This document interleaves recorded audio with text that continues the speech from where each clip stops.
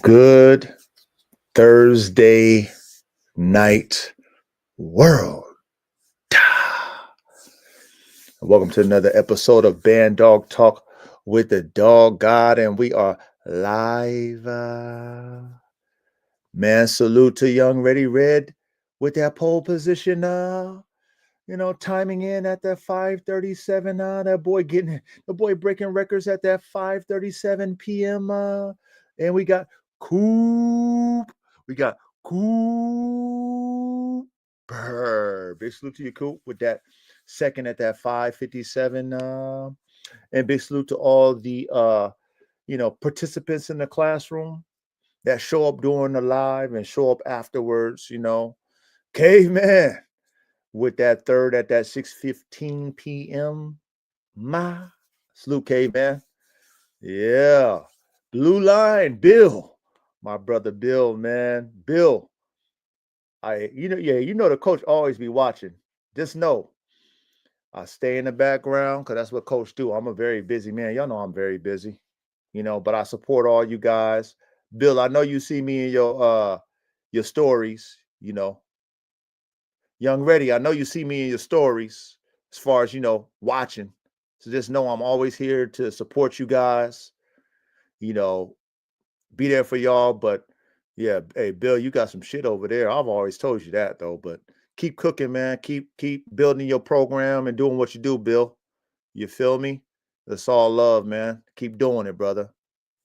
But hey, salute to the classroom, y'all. And thank you guys for showing up to the classroom. Here in the classroom, it's not about entertainment. You guys heard me say this multiple times. I'm not here to entertain y'all. I did this because, I have a lot of individuals who really want to pick my brain. I have a lot of individuals who really see what I do as a value, and, they ask a lot of questions. So being that they do, and I'm a very busy man, I'm always putting in that work, working more, work 3 times. That's why we had this live. It's a classroom. This is where you can interact with the coach, ask the coach questions, get into my head, get into some of the topics that I have, and interact with me.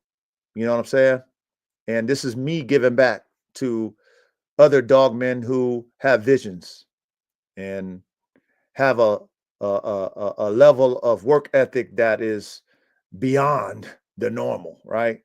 That working more, work 3 times that I always talk about, man. So I appreciate you guys showing up to the classroom. Understand, when you're in an elite classroom like this, like I said, you're not going to attract a whole bunch of people that want to come in and really get the game and understand the work that goes into building a top tier level program. You know what I mean? It sounds good when you make it sound good. You feel me? But it's hard work. Y'all know that. It's blood, sweat, and tears, blood, sweat, and dog shit. And when it comes to work, most people run from that. You understand? And the least amount of work done to a person's body part is their brain, right? They say a man only uses 10% of his brain. Ain't that sad? The average man, 10%, that's it. Because thinking is hard for people to do. And for you to be a top tier dog man and make top tier dogs, you got to have a brain that works. You got to be able to be a scientist when it comes to dogs, and be able to put in that work to create them too. So salute to all my brothers and sisters in the classroom. Big salute. And before we get started, hey, y'all already know how we operate. Get comfortable, get relaxed, get your herbal sensations rolled up, if that's what you like. You know what I mean? Get your edibles, Swisher Sweets, backwoods, paper planes, bongs, pipes, you know what I mean? Lotions, whatever whatever it takes for your herbal sensation fix. Go ahead and get that ready to go. You like your brewski, man, get that brewski ready to go. Make sure it's cold, whatever flavor you like, whatever brand, get that shit ready to go. You like your shots, tequila, vodka, Hennessy, bourbon, whatever. Shit, so many variances, right? Just like these dogs. Make it that shit ready to go.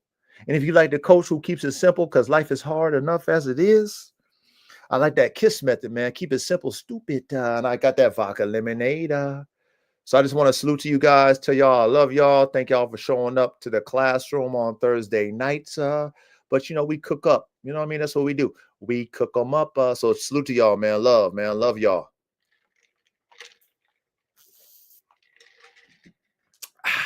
Ooh, I needed that. So like I always do, man, I let you guys know how my week went with the dogs. Dogs are doing well. The weather is, it doesn't know, because right now we're in that springtime, right? So the weather doesn't know if it wants to be cold, if it wants to rain, if it wants to be sunny. So we still interacting with the weather. The weather's, still in that shift stage. But I'm looking forward to warmer days so that, you know what I mean, we can get back into spring training with the dogs. We can get back to, summertime when, our dogs are looking their best, and, what I mean, it's back to show and tell. You feel me? Wintertime is always the downtime for me, at least. You know, I I I hate wintertime when it comes to dogs. But at the same time, it's just, it is what it is. It's the downtime. It's how the seasons play, right? All the plants go dormant, plants and everything go to sleep for the most part. Springtime, they pop out. Summertime is, it's on, it's lit. So same thing with the dogs is how I operate with the dogs. Show enough. Big salute to you, Show enough. So, this week, weather's off and on, raining and stuff like that. But nothing crazy, nothing out of the ordinary. I'm very grateful for that. God is good. The puppies, man, oh man. Like I told y'all before, definitely top three litter that I've ever produced, just as far as just the variance of genetics that I'm able to see as they grow. My wife came out and she had like a little rug. She was, you know, cleaning up or whatever and beating on. And, my puppies ain't never heard anything loud like that. And so they was just scrambling. They were so scared of that sound. And, me understanding where that comes from and understanding, you know, puppy imprinting and how important it is for you to introduce your puppies to things slowly, and understanding that if they've never experienced something, they have the right to be afraid. Not assuming that them dogs should automatically, they never heard or seen something, just be like courageous. You know what I mean? Me seeing that, it just made me laugh, because I knew where it came from, because you know how I operate with my dogs too. I speak the frames, brains, and motors. That's how I operate when I build dogs. Building the best frames on a dog, building the best brains on the dog, and the motors. And so when it comes to the brains, I like a dog that thinks. I don't mind a dog being scared of something that they never experienced before. I don't see that as a weakness in my dog program. I see that as a thinking dog. If I was in an environment where I've never seen something, heard something before, it would scare me. I don't care how hard you are. And us men who are strong, we can admit that.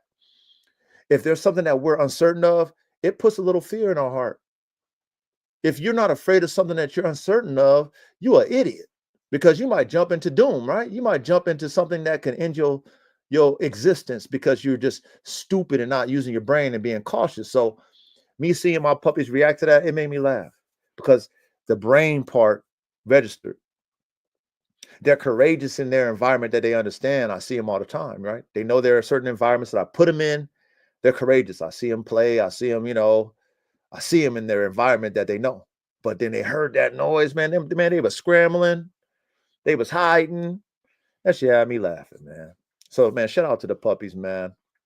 Also, I want to give a shout out to um, one of my dog men.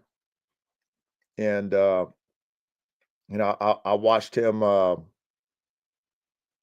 have a similar vision as mine as far as what he wanted to build, in his program and the dogs that he acquired over the years, and it was very similar to me.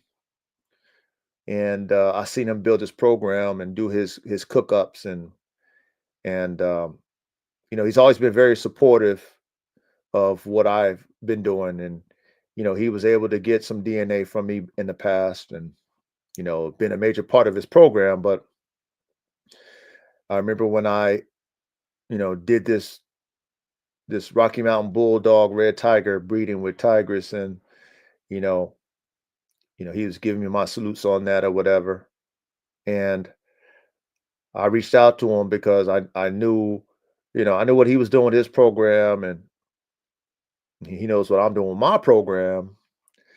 And I reached out to him and let him know, like, look, man, because of what you're doing, you know, I'm gonna go ahead and, you know, bless you, with, you know, something that I know that you could benefit from. And I know that you will do, pretty good things with. And, I'm a, work you a package because I know what you're operating with. And I know what I just cooked up, one of my top three breedings that I've ever cooked. And, I'll work you a male female package, you know, and make it, advantageous for you to win, you know. And I gave him a nice offer. And of course, I mean, shit, of course he understands what it is. He's like, Coach, done data, man. It's done deal, man. Done deal, coach. Appreciate that, coach. You know what I mean? Thank you, coach. And yeah, so he got some top tier DNA, some more top tier DNA coming his way. And he respected um the deal I made for him, didn't question it, you know, none of that stuff. He respected it, was thankful for what I offered him. And he definitely stepped up. So I definitely want to salute you. I don't gotta say your name, brother, but if you ever listen to my show, which you probably do, you already know what time it is, man. It's just it's love, it's respect. And I'm grateful that I'm able to add to your program.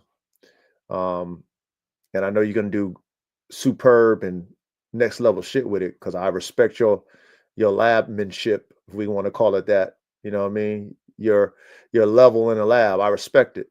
I respect it. I love it. And I see it. And I know, by doing that and putting one of my top three genetics NGO lab, I already know you're gonna do amazing things. I seen what you did with one of the DNAs that was able to add to your program, many moons ago. So I want to say, man, thank you, man. Thank you uh for, respecting it. You feel me? Respecting it and understand, like, yo, coach, you didn't have to do that, coach. Coach, you didn't have to do that, coach. But I did. So, man, salute to you. Salute to you, man. But like I said, God is good. A lot of work going on over here, brothers and sisters. It's not easy. Definitely not easy, man. But life ain't easy, bro. I mean, we know that, right? Especially when you're trying to, be a pioneer, especially when you're the tip of the spear, right? Like the coach, when you're the tip of the spear, oh man, you take all the hits. But I mean, what more can you say? What more can you do but expect it? You know what I mean? So salute to you guys. Let me take another sip. And I want to kind of elaborate on this topic. I'm gonna put it in the ticker because I know Young Ready gonna say, man, coach, make sure that shit's in the ticker, coach. So I'm gonna make sure that's in the ticker, man. The topic at hand, as y'all see, right? Topic tonight is don't give away your top tier dog DNA. Okay, I wanted to elaborate on this, and only the few can understand what this topic is about, and that's why we're in the classroom. I want you guys to understand what top tier means, and then also what top tier dog DNA means, and why it's important that you don't give it away. Okay. It's very important that you don't give it away. But what is top tier DNA? What's first of all, what's top tier? Right? My definition of top tier is you have levels in life, right? You got the lower level, the intermediate level, you got the high level, then you got top tier, elite. So when I say top tier, it's elite. Now, for me, top tier dogs is not just based off of phenotype, genotype, and performance. For me, being a person that cooks dogs, makes dogs, I love to see the performance because that helps me gauge what the possibilities are. I love to see phenotype, genotype, because that helps me gauge what the possibilities are in the offspring, right? However, we already know that doesn't guarantee productions or producers, right? So for me, I need that dog to show me 1, 2, and 3, right? Top tier performance, top tier phenotype and genotype, and top tier productions. I need all three. Me. That's top tier dog DNA for me. Okay. Which is like that's the trifecta, right? The 1, 2, and 3, the trifecta. It's hard to get that 1, 2, and 3, the Father, the Son, and the Holy Ghost. It's hard to get all three to make one, right? But for me, I need that. So when you have dogs that provide you the 1, 2, and 3, and not only that, they are able to match into dogs that might be lesser, might only have 2 of the 3, right? Maybe only have 1 of the 3, right? And can match into it and better the offspring, whatever you match it to, then you as a person who really cook in the lab with that, you and the person that you as the person that can purchase dogs like that, when you cook with recipes so potent, dog DNA is so potent, when you cook with dogs like that, you have to first, of course, we do it for ourselves, right? We cook for the vision to see if we can create the vision. Once you cook to see if you can create it, right, then you base that off of, okay, now I created it for myself. Should I sell it? Should I sell the rest of it to the public? Who shall I sell it to? You start to think like that. What type of price should I put on DNA so potent? But like I said, it goes back to, do you know really what a top tier dog is? And I already told y'all, for me and my perspective, because I want to speak from my perspective, it has to be the trifecta. The dog got to perform. It's got to have the phenotype and genotype. Just the dog itself. It's got to have the phenotype and genotype you had in the lab. It's got to have a high performance level. And then it's got to produce itself or better. That's top tier. So if you have a dog that is trifected out in the lab, is making whatever you put its seed or the female, its egg in, is producing the same or better, then we have to look at it like, I got what I needed to further my program. The consumers or other dog men who want to add, and really, this is really for the dog men who really want to add to their program. Because consumers, they buying pets. They're not buying the DNA how we talking, right? Us who actually will spend the money to because we were buying the DNA. Yes, we love the dogs. You know what I mean? Yes, there are pets to a degree. However, if you're going to pay a certain amount of money for a dog, normal, a little bit abnormal than a pet as far as money wise, right? It's not as normal as a pet price. Then we wanted to, pass on some genetics. That's why we paying a premium. But as we look at this deeper, you cook up for yourself. You make these dogs. You know what they can produce. They produced it. You got some leftovers. You got some breeders that tap in with you. You got a lot of consumers that tap in with you. And you have less breeders, more consumers. Then you say to yourself, when I cook dogs of this caliber with this type of genetics, should I lower my price tag to attract consumers? We're talking top tier DNA now. We're not just talking about just selling puppies. We're not talking about, that's not what I'm talking about. We're talking about when you have dogs that have top tier DNA. When you have dogs that have that level of DNA, right? Do I market it towards consumers when I get my pieces? Do I market to consumers, or is it only for breeders that's going to pay me my money? Now, when you look at it from what I'm talking about, and you see, okay, damn, I'm only producing top tier type level dogs. Like, I'm only cooking up them type of dogs. I'm not cooking up pets.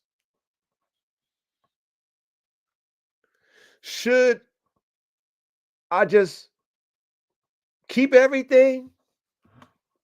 Like, this is what you think about. Should I keep everything? Or should I say, you know what? The remainder of these, Walmart, or we're gonna do a Walmart sale. We're gonna do a blowout. How much you got? Oh, coach, I got a stack. Coach, I got 500. Coach, whatever, 1,200, whatever. All right, here, take it, take that. You on that puffy shit. Take that. Do I do that? Like this is the stuff that goes on in your mind sometimes when you allow the public to tap into, you know, top tier, top level DNA. And then you question it. Should I give this shit away for the low? To people who don't even know they don't even know what they have. They don't even know. Like they could never even use this dog at its potential. Like they could never even use this dog at its potential. Matter of fact, they don't even know the dog's potential. They'll just probably have it in the house. They'll never work it. You know what I mean? Like, should I just, okay, here, just because I got what I need and whatever. Certain breeders might have their money right to get what they need, and then the rest we give to the consumers. Should I do that? And of course, when you think about it, because I've thought about it, one of the main reasons I thought about it is y'all follow me. Y'all know I've been cooking up I haven't cooked it up yet, but y'all know I've been talking about the bull herder program. Y'all know I've been talking about that. I've been talking about that for damn near over 6 months. Y'all know I've been talking about that over 6 months. And the only reason why I added that to my program is because I don't have a sport dog. I've never thought to create a dog to do sport work. Sport work, meaning, Schutzhund type work. Never thought of it. But that's pretty big. We see that on the internet. Y'all see that. And that's the type of work that a lot of these people want to see, right? Can I see your dog doing work? I hear that a lot. And I don't knock anybody for what they do with their dogs. You know that a coach keep it, I stay in my own lane. I don't downplay anybody. I just do me. But I do get people who are looking for sport dogs. I had 2 clients that were looking for sport dogs. And 2 dogs that they bought didn't work out for them because they weren't sport dogs. They was really about, they was about the live bite and the prey drive. They wasn't about the play bite with the sleeve. But that's neither here or there. You know what I'm saying? So I said to myself, okay, well, if I'm creating performance dogs, sporting dogs are performance dogs. It's just different level of performance. How can I create a sporting dog? And, shout out to Bull Vision. If y'all don't know who they are, follow them. I think they're out of London or somewhere out there in Europe. But anyway, they do what they call bull herders, which is a bull breed or pit bull and a herding breed, a shepherd breed, whatever you want to cook up shepherd wise. Okay. And one thing y'all got to understand about lab talk with the dog god. Okay. Whatever your vision and whatever you want to cook, whatever it be, whatever herder, it don't got to be a specific herder. It doesn't have to be a specific bull breed. Whatever you have your vision on, that's what I promote. Because you, me, whoever else, we might have a vision that none of us have, right? And then we cook up something that is next level. So I never want to limit it to be like, oh, it can only be this type of herding dog and this type of bull dog. No. But anyway, when I was peeping, bull vision, and I already told y'all the story, about Canine Matt. I follow him, and he does his little, board and train, and he does all the the Schützen type work, IPO, all that other type sports stuff. I remember when he had his pit bull, and then he went to the bull herder. I remember that, and he bought it from Bull Vision, and I followed Bull Vision from day one. So for him to get that, I'm like, okay, that's the direction I need to go for the sporting dog, because I respect Canine Matt, because he really doing that shit and he promotes it. He was doing his pit bull thing, doing that type of work, sporting work, and he follows Bull Vision. Not only that, he bought a dog from Bull Vision. I've always followed Bull Vision because I'm just that type. I'm just that type. I like people who create dogs, so I follow them. So when he did what he did and bought the dog, I'm like, okay, well, shit. I guess the coach got to cook it up, because y'all already know I got a freaking nature over here that God blessed me with.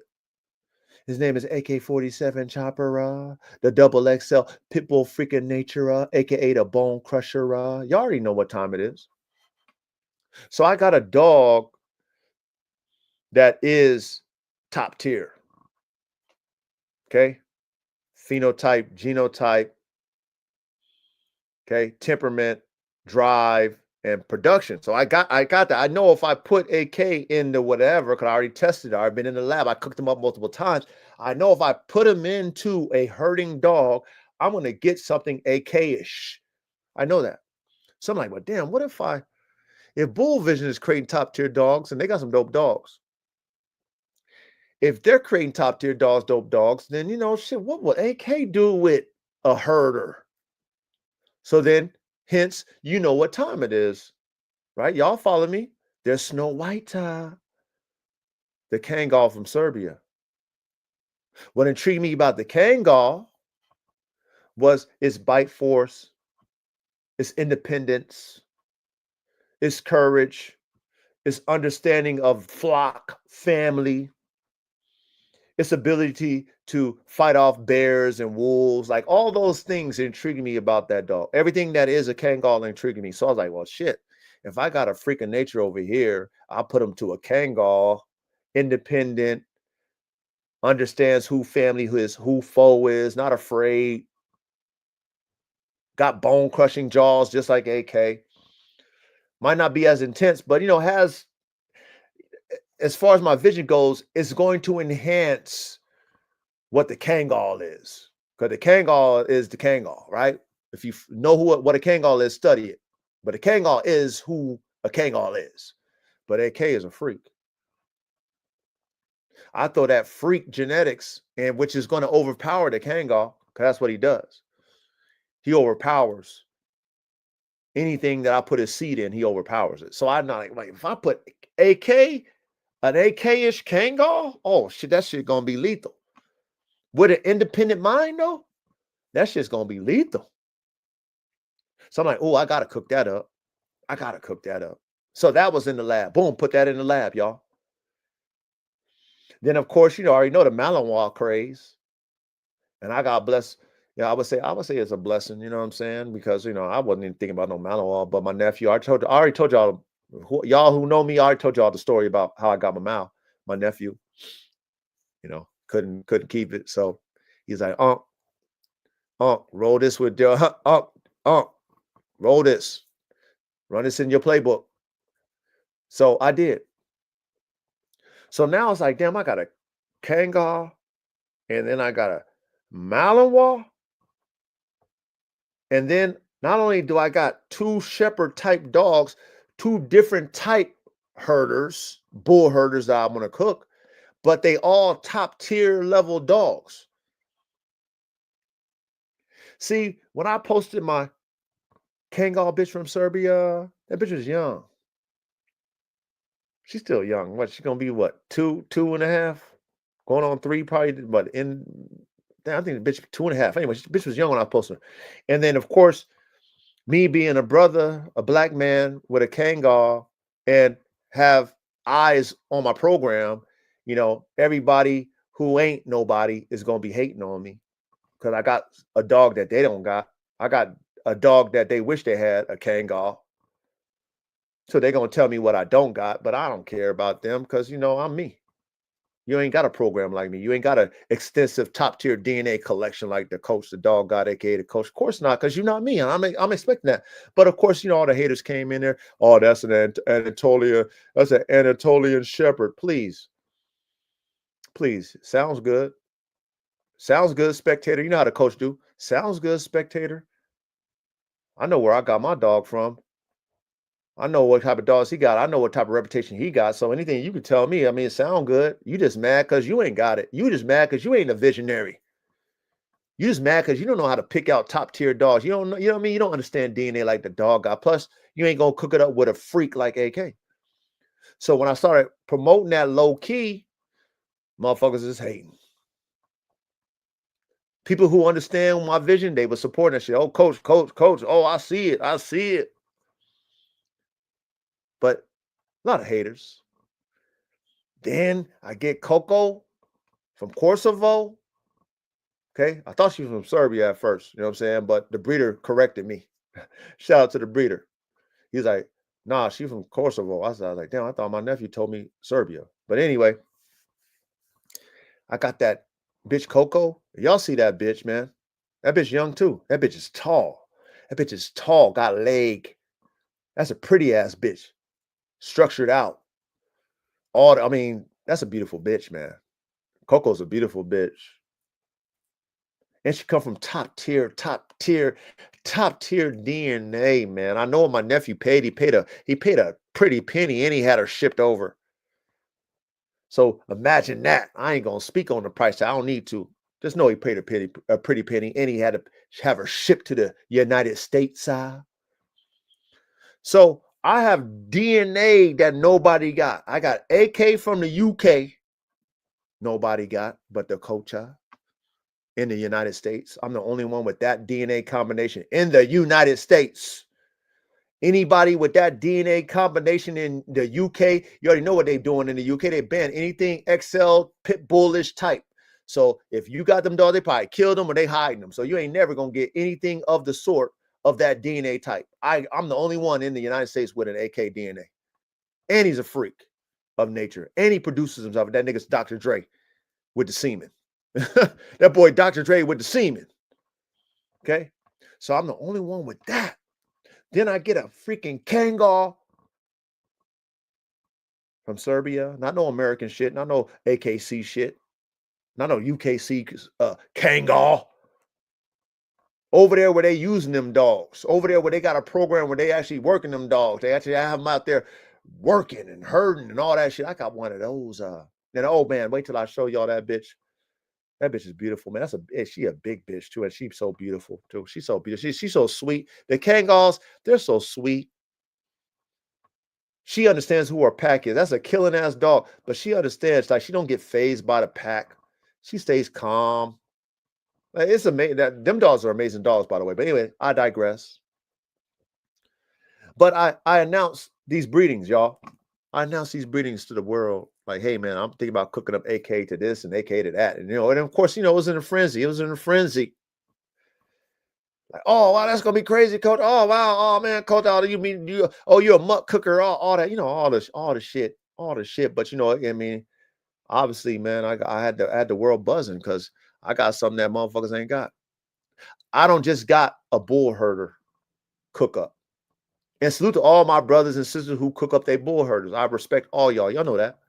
But the coach just don't got a regular bull herder cook up. I got an AK bull herder cook up. That's top tier DNA cook up. That ain't no regular shit, man. That's not regular, man. I'm gonna have to have a contract with a disclosure saying that I'm not liable when I sell you these type of dogs. If you can't handle this dog and you just one of them type of enthusiasts that want one and you can't handle it and that dog do something crazy, I'm gonna make sure that I'm gonna sign a contract releasing all liability from the coach. I guarantee I will. Because I know I told y'all that there's only one dog that I've ever owned. I've owned a lot of dogs. And I can control all of them, even who I'm talking about. There's only one dog that I'm intimidated by, and that's AK. Not because he will ever do anything to me, because he won't. He knows who I am. He respects me. But the dog is so intense and so powerful. I have to remind him all the time that I'm not his bite toy when because he liked to bite shit, you know? He's bit at me multiple times, but it was never at a point where he's trying to bite me. But he'll nip at me because he likes to bite. And I have to check him. And he knows what I mean when I check him. But the fact of the matter is, I know the power of this dog.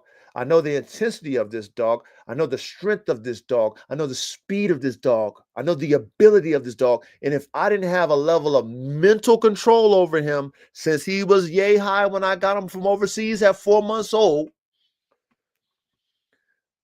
I couldn't handle a dog like him. Because the dog is that intense and powerful and big and strong. Those of you who have come to my kennel and seen him live, I know you, Bill, you've seen him live. Functional Focus, you've seen him live. Y'all know, seeing that dog in person, whole nother level. Okay? I remember I had a consumer come by, and it's an OG. It's an OG brother, and he's in the game dogs. And he came by with his wife. And of course, he admired AK and wanted a black AK, and I had one, a male. And he came by, and he was just impressed by pictures. When he seen AK, and he went to AK's kennel space, and y'all know I've showed you how AK be jumping like crazy. AK was going ham, and the OG was like, "Bruh, I ain't never been intimidated by a dog before." He said the same thing I said. He's like, "Coach, I done been in the game dog world for many moons. Coach, I've been dealing with dogs all my life." This is OG, man. This guy's like 55 years old. He was like, "I ain't never seen a dog like AK before in my life." The OG was intimidated. And I said, "OG, don't worry about it. I'm intimidated by my dog. Not to the point where my dog knows I'm intimidated, but I'm letting him know because we real dog, man. I'm going to speak real. I have to deal with him with caution. My dogs don't know I'm dealing with him in caution because he knows I'm the alpha, and you got to do that with dogs like AK, right? You got to do that with any dog that has that type of level to overpower you, and that dog can sense the fact that you kind of like intimidated. But I told my OG that, or the OG, excuse me, he wasn't my OG, he was just a consumer. But I told him, like, bro, don't even trip. It's the same thing with me. Okay. I just been handling that dog's energy since he was 4 months. I've known that. So to have a dog like that you're gonna put into a Kangal, that you're gonna put into a Malinois, I mean, come on, y'all. Come on, y'all. That's top tier shit. So I remember I announced it again. I announced it recently.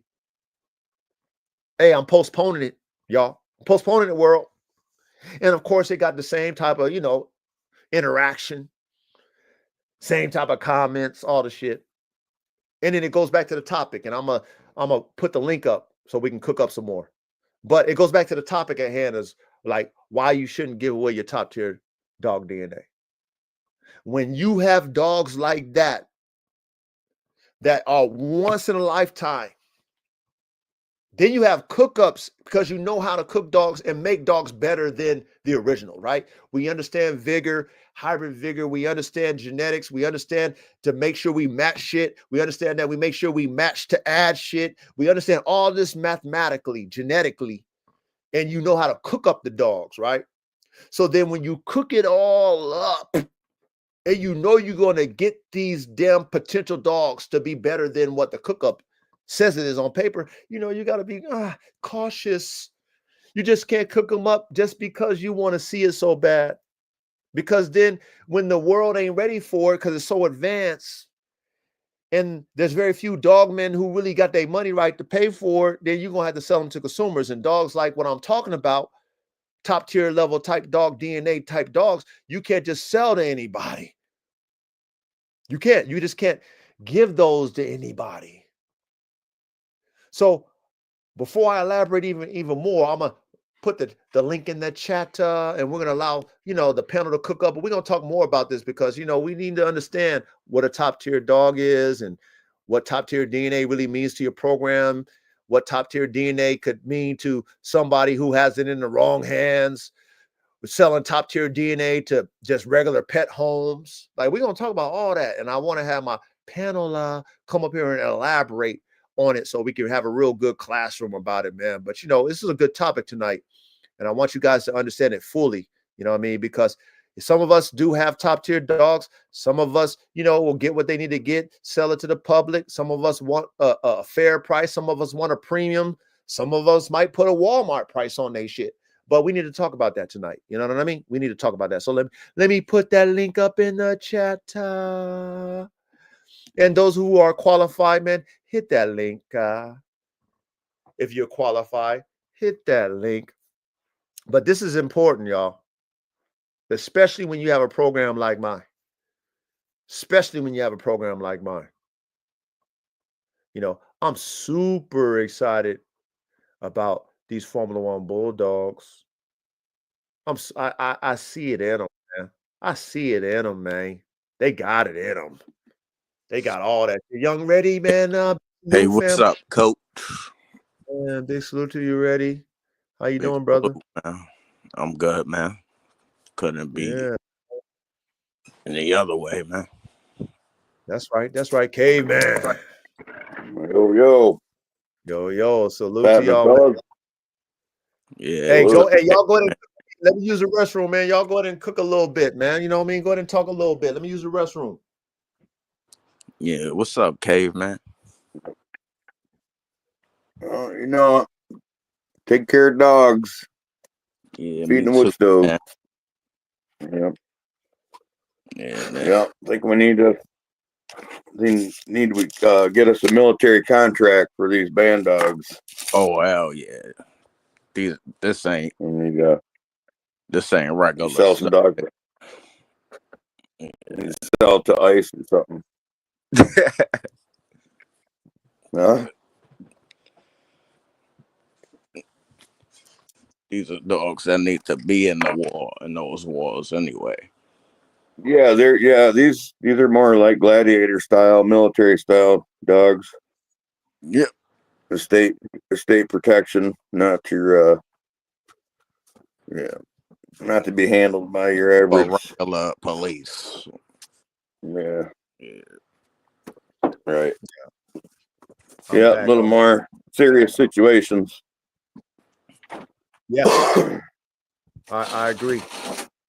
And that's why when, with the topic tonight, when you have dogs that have that level of ability, it's like you cook.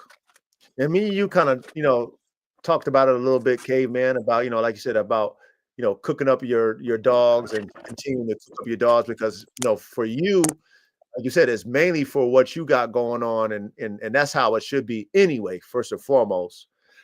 But, once you build a level of, let's say, fanfare, and there's people who want those dogs, more consumers than people who are actually going to use them. You know what I'm saying? More enthusiasts. You know, then you understand it's like, okay, for what I'm building, it's really not for the average consumer. It's not for the average consumer. So when you have genetics like that, it's like not everybody's going to be able to drive a Formula One race car. Right. That's the reality of it. You know what I'm saying? So when you building dogs on that type of level, and then you have a lot of fanfare because they see some ooh and ah, just as if you've seen a Formula One race car for the first time in real life, you're going to be ooh and ah, but they're not going to let you drive it. Facts. Sorry, you see it, you like, ooh, I want to drive it. Like, bro, you know how many levels you gotta, you know how many tests you gotta have before you can even qualify to drive one of these cars? Exactly. And that's the same thing with our dogs. You know what I mean? Like, that's the same thing with our dogs. You feel me? Yep. Man. Yeah, first of all, I want you to own your property. Say it again, K-Man. If you want one of these dogs, you need to own your property. I don't like to sell to renters. Yeah. Yep. Yeah, that's a fact. I try to keep my dogs out of the pound. Seriously. I specialize in specialty breeds because I don't want to sell to the general public. I used to do that. I like dogs so much. I figured, well, I'll do it for a living. Now I'll sell puppies. No, I gave that up real quick. Mm-hmm. I can respect that. Because people probably buying them dogs for pets and not expecting them joints to be so amped up in their house, and them joints got a job to do. But these people don't know about that. They trying to turn it into a couch potato, but not this. And then it ends up in the shelter because they ain't know what they got. Yeah. The best dog in the world in the hands of somebody that don't understand that dog is a disaster. Yeah. Facts. Idiocracy. Well, it goes back to people buy dogs mainly for what they look like, right? Yep. And Absolutely. being that is what the average consumer sees is the dog. Oh, that's cute, or oh, I like the color, or oh, that dog is big, or whatever it might be that might tickle their fancy. They buy the dog. Now, most people aren't going to interact with the dog in a way to where they're going to utilize that dog's ability, especially when we're talking about performance dogs, or in my case, high performance dogs, right? So we have this vision that we have as dogmen that like to cook up better dogs that perform better. We create them.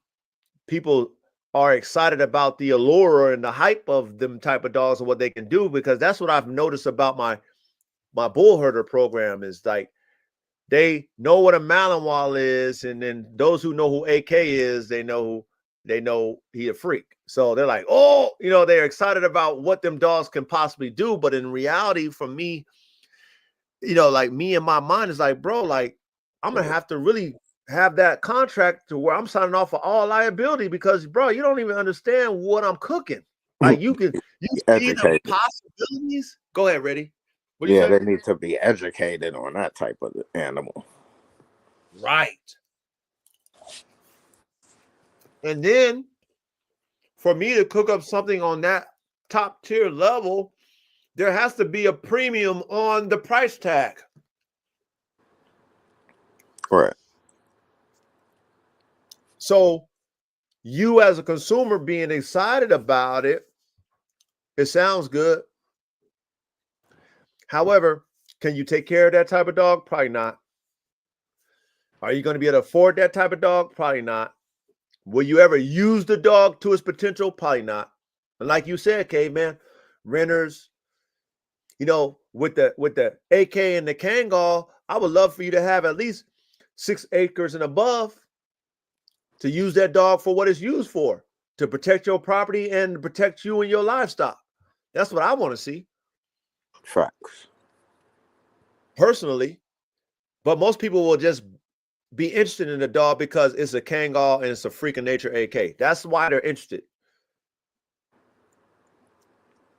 And if you fall victim to the hype of that, which I don't, then you'll cook up the best top tier type dogs and there'll be, consumers hitting you up. It wouldn't be real dog men or dog women hitting you up to buy those dogs.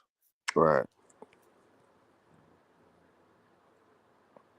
So then you be selling Formula One level type working dogs to people who like, hey, coach, all I got is 1,200 and shit. Like, nigga, what? Yep.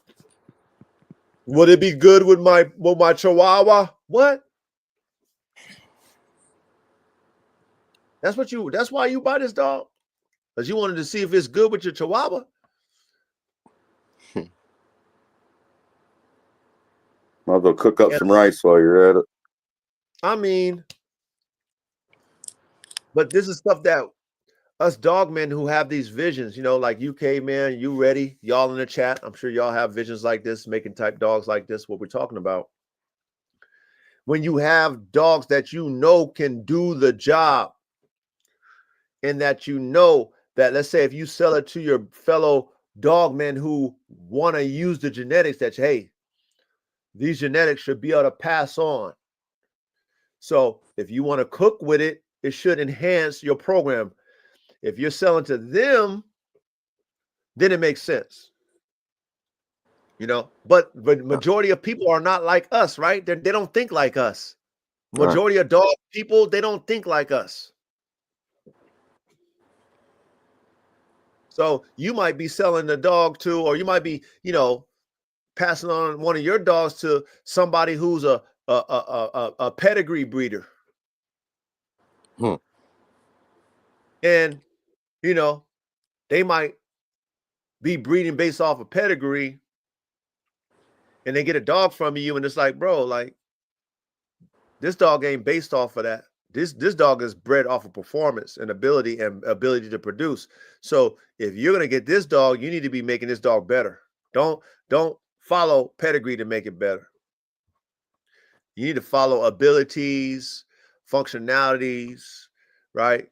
Phenotype, genotypes, and then the ability to produce what you see or better. That's what you need to be breeding this dog to if you're going to add it to your program. Don't do it to pedigrees, because people do that type shit because they don't know no better. I used to be one of them types. I already told you all that shit. Yep. I used to believe the pedigrees and all that stuff, and I used to breed off of pedigree. Earlier on in my earlier days in my dogman, career, if you want to call it that. But I quickly learned that that's not how you breed dogs, because that's not always what it seems. And just because that dog come off that line don't mean it's going to produce that line or better. It doesn't mean that. All that, that you can throw that in the trash when you're in the lab. And I've told y'all before, a runt of mine produced superior dogs. A dog that I would have given away. Right. That I kept because it was the last of that bloodline. I kept them all because it was the last of it. So I kept them, and I bred her. And that bitch produced me some of the best dogs. Who would have known, right? Who would have known? And that's what's crazy about it. Ready, that's the point that I'm making. Like you said, that's crazy about it is the fact that if you breeding off of these pedigrees, like the coach used to do, you would get, bamboozled a lot of times versus like, okay, well, let me test every dog in here and see who's worthy of that. You know what I mean? But again, let's say you got dogs like that you cooked up on top tier genetics, top tier DNA, and then, you had to give them away now because, the market wasn't ready, or you only had a few dog men who had their money right, or dog women who had their money right. And then you giving, dogs to the public who, to more pet type consumers or pet type dog men, and then they got your best dog. Like, what the, like, right. Wasn't that a waste? That's a waste. Yep. Hell yeah. And they ain't doing shit with it. Ain't doing nothing with it. That shit's over there on the couch, bored, mad. That joint, they probably about to get it fixed. They probably will get it fixed. Yep. I was just gonna say that, Reddy. In fact, I got an example of that right now. My neighbor's got one of my first generation LGDs. My F1 Cross, they got a male over there they got from me, and they got him chopped, and he's something else. How old? Big waist. He's like 6. Mm. They got him fixed when he was a puppy. Yeah. He's always been fixed, but yeah, it was a waste. He's a badass dog. Looked like he's shipped over from Turkey. Wow. He's straight up mutt too, but he's got that magic combo. Well, we talked about that mutt theory, and to me, a mutt is something that is randomly bred with no purpose. But if you want to call it anything that's mixed with different breeds, we already said that. And in reality, I mean, any dog that is created is a mutt because it's multiple breeds and selective breeding and stuff like that to make a dog. So, you know what I mean? Yep. A mutt is just, if you want to be derogatory, but if you want to be technical, then every dog. Just layman's term. Yeah. Yeah. For any composite. Yeah. Yeah, he's really a composite breed. He was definitely done intentionally and selected for, but composite breed is the word you're looking for. You get any litters off him? Go ahead. You get any litters off him? Not off him, but his brother is that yellow dog in my pictures, and he was one of my studs. Okay. Yeah. In fact, his daughter is the brood bitch I have now. I bred him to a Central Asian. Oh, that's crazy. Yeah, that is. Yeah, I got a little bit of everything in that Pioneer Shepherd. There's even a little bit of little bits and pieces, but there's a little bit of Bully, a little bit of German Shepherd, a little bit of Plot Hound in there. And then Akbash, Central Asian Shepherd, Pyrenees, Anatolian. Damn. Yeah. So it's okay, man. Elaborate on your Pioneer Shepherd, if you don't mind, man. Since we talking top tier dog DNA, you just said some pretty top tier level type, you know what I'm saying, breed. Yeah. So your vision on that, you know what I'm saying? Yeah, basically what it was is I was just taking any dog that worked on the farm. Like I'd turn them loose, and see if they ran away and see how much they barked and see how they were with the livestock. And the one dog I had that had the Plot Hound in it, it was a Plot Hound, Pyrenees, Anatolian. She would break up chicken fights, cockfights. The chickens would be, the stags would be fighting in the yard, and she'd go break them up. I mean, these dogs are on top of that shit, man. They're next level, like smarter than most people, I say. Wow. Wow. But yeah, just like, any dog that did the job, that fit that work, and was physically capable of running down a coyote and killing it without taking damage, they made it in to the program. So your vision was like overall adding those breeds together for your Pioneer. What do you call it? A Pioneer what? Pioneer Shepherd. Pioneer Shepherd. Yeah. So you was creating the ultimate livestock guardian. What were you like? What was your purpose behind that? Yeah. Yes, a small acreage livestock guardian, specifically, basically for the Midwest. Like I have 40 acres. There's not houses real close by, but there is property and deer hunters, and then there is houses within the dog's range, and they have animals. And these dogs need to be able to do all this, but my property's not fenced in, and my livestock free ranges. Unless I got some cattle, I do have a high tensile wire fence, but that don't keep no dog or deer or goat or nothing in. Right. So yeah, they have to have manners, and they have to be able to think and make decisions and stay out of trouble. not chase stuff down the road, and all that good stuff.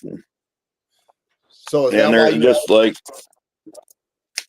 yeah, well, So the livestock guardians that you get from other countries roam too much and they bark too much.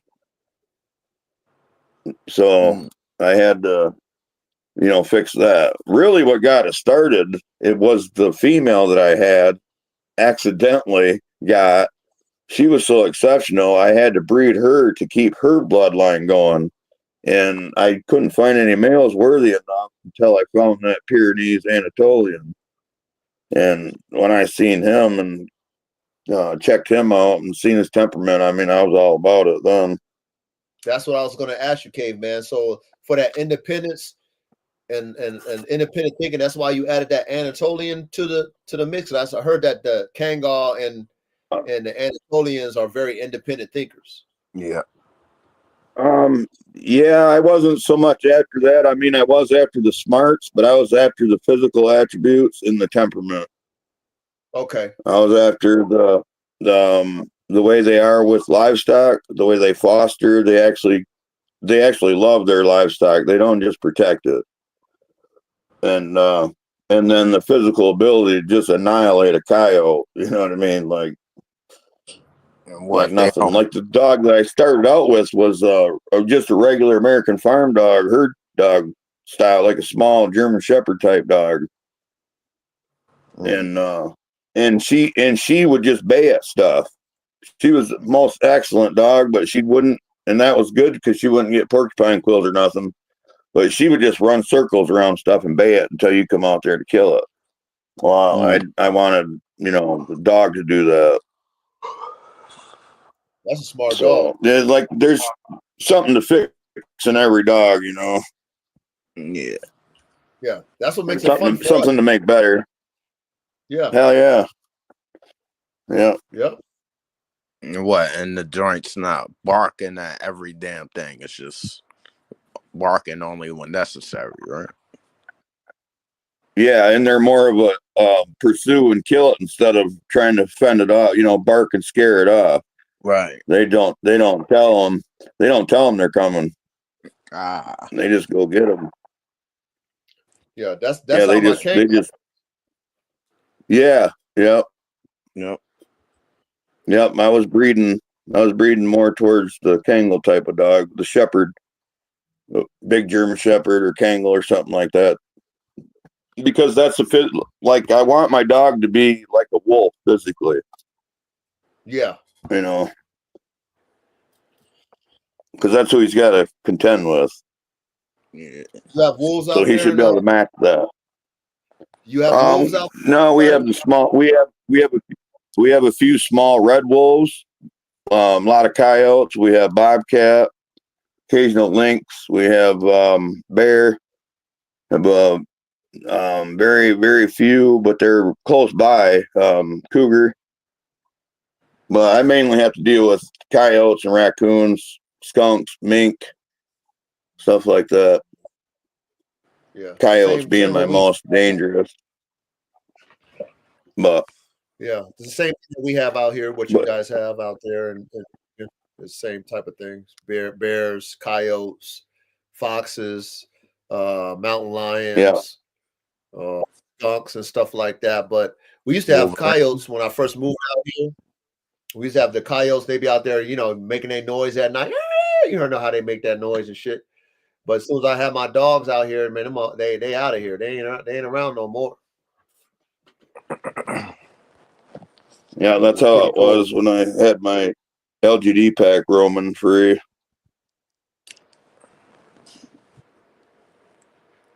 Yeah, they know better than to deal with them dogs. My dogs contain, you know what I mean? But they just. I watched them catch coyotes, or a coyote, I should say. I know that joint was nasty when they caught them. Oh, coyotes are a joke to these dogs. Coyotes ain't nowhere near as big as you think either. I mean, they are vicious and they have some teeth, but they're little. They're tiny. Yeah. They're all hair. Yeah.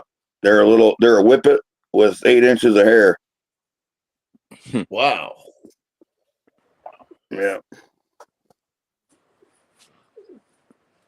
Yeah. You guys have Unless you live somewhere where you have the coy dogs, the coy wolves that have dog and wolf in them, and they might get a little bigger, 35 up to 45 pounds.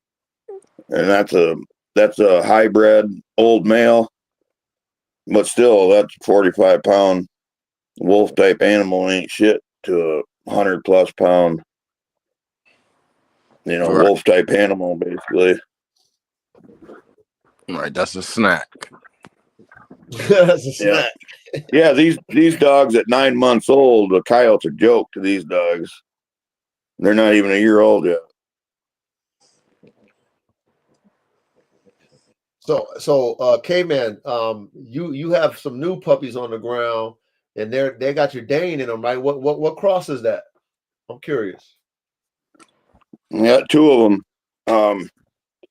I got more of a speed type catch dog, man work dog, where I crossed him to a Doberman, and then I've got more of a bullier catch. Well, that's what I use as a bully. So more of a bully, heavier, something heavier stuff like hogs, or more serious man work. So that's more of your all. She's probably got the best. What's that? No, I was just saying, is that more of your like all-purpose type band dog type? Yeah. To me, a band. Well, I mean, you could have a specialized band dog, and I can see that 100% because a good band dog that won't go after animals only does man work real nice. They don't get distracted. But see what I'm doing. I'm not going to breed default drive into my dogs. My dogs are going to think about what they're doing. They're not going to be crazy. Yeah. They just have the nuts to do it and the drive to do it, but they're not hyper driven. They got thought process going on in there. Yep. Yeah. I love you don't have to you don't have to have that crazy drive to have a dog that'll stay in there. People think that is gameness, and it's not. Yep. I agree with you on that. Yeah. Whenever if you've ever had a dog with no on-off switch that, like I said, has drive, right? But just when it's driven, it's just focused on that. And like you said, doesn't think about why it's driven. When you have a dog and you own a dog like that, and you see the fact, like, you're like, yo, like common sense, dog, you don't have to do that. Even though that might look appealing to you at first, if you've never actually owned a dog like that, but over time, when you see dogs like that, you're like, yo, like, bro, there's like, use your brain. Like you said, okay, man, I like a dog that thinks about what it's driven for. Even though it's got drive, think about why you're going towards that. If you can't get it, or, if that dog might kill you, or not dog, but whatever that might be that you're driven toward might end your life, think about how you can, subdue it. Just don't go at it and be on a crash dummy mission. I hate dogs like that. You know what I mean? So what you said, I love that, because I want my dogs to think. Like I was giving you an example. My wife, those deep cleaning up her little rug and beating on it, and my puppies hearing that noise for the first time, and they were startled.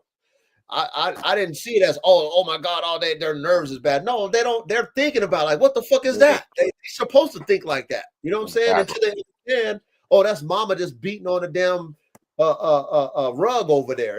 It's not for me to be scared about. So I like a dog that thinks. You know what I mean? And default dogs are for people who don't know how to train, actually. Wow. Say that again. Your dog just bred to want to bite, you know what I mean? When you can have a dog that'll do all that and then some and think about it. Yep. And know when not to without even being told. Word. Instinctual. Yeah. Instinctual. Yep. Young Ready, exactly correct. I don't do no agitation work on any of my dogs. Young Ready's got one of them dogs. Basically. So Young Ready's got one of them dogs. That's all he knows. He's raising one right now. Yeah, my little I don't, French. I don't agitate any of my dogs. And like I told y'all, I got all the equipment to do all that stuff. I bought it all because I was going to do all that. But I mean, I don't, like I said, I'd rather focus on conditioning. And like I said, I don't allow my dogs to put their mouths on me anyway. So, but I don't agitate my dogs. However, like we talk about the instincts of that dog, right? So when I have new people coming to my environment, certain dogs they understand threat versus somebody who's not a threat. But then there's certain dogs who, if they don't know you, they're gonna let you know, like, don't come around because I don't know you. Until I get the okay, until I'm okay with you, I'm gonna come at you as if you are a combatant against me. And I've never agitated the dog to make them act a certain type of way towards strangers. But I know for a fact that you come near that dog is looking at you serious, like, I'm gonna bite the shit out you. I ain't never did none of that agitation and none of that stuff. And that's why I was saying, even with my bull herder program, that's more of a sport versus I bred my dogs to have that instincts to understand, okay, that's a kid, not a threat. I don't need to bite that kid. But you as a human, I don't know you, I'm gonna bite the shit out you. You know what I'm saying? That's instinctual. You know what I mean? Not me agitating, hey, if there's a new person, bite it. You know what I'm saying? So I like that thinking mechanism in my dogs to understand that instinctual understanding of prey, when to attack, human, when to attack, when not to attack. All right.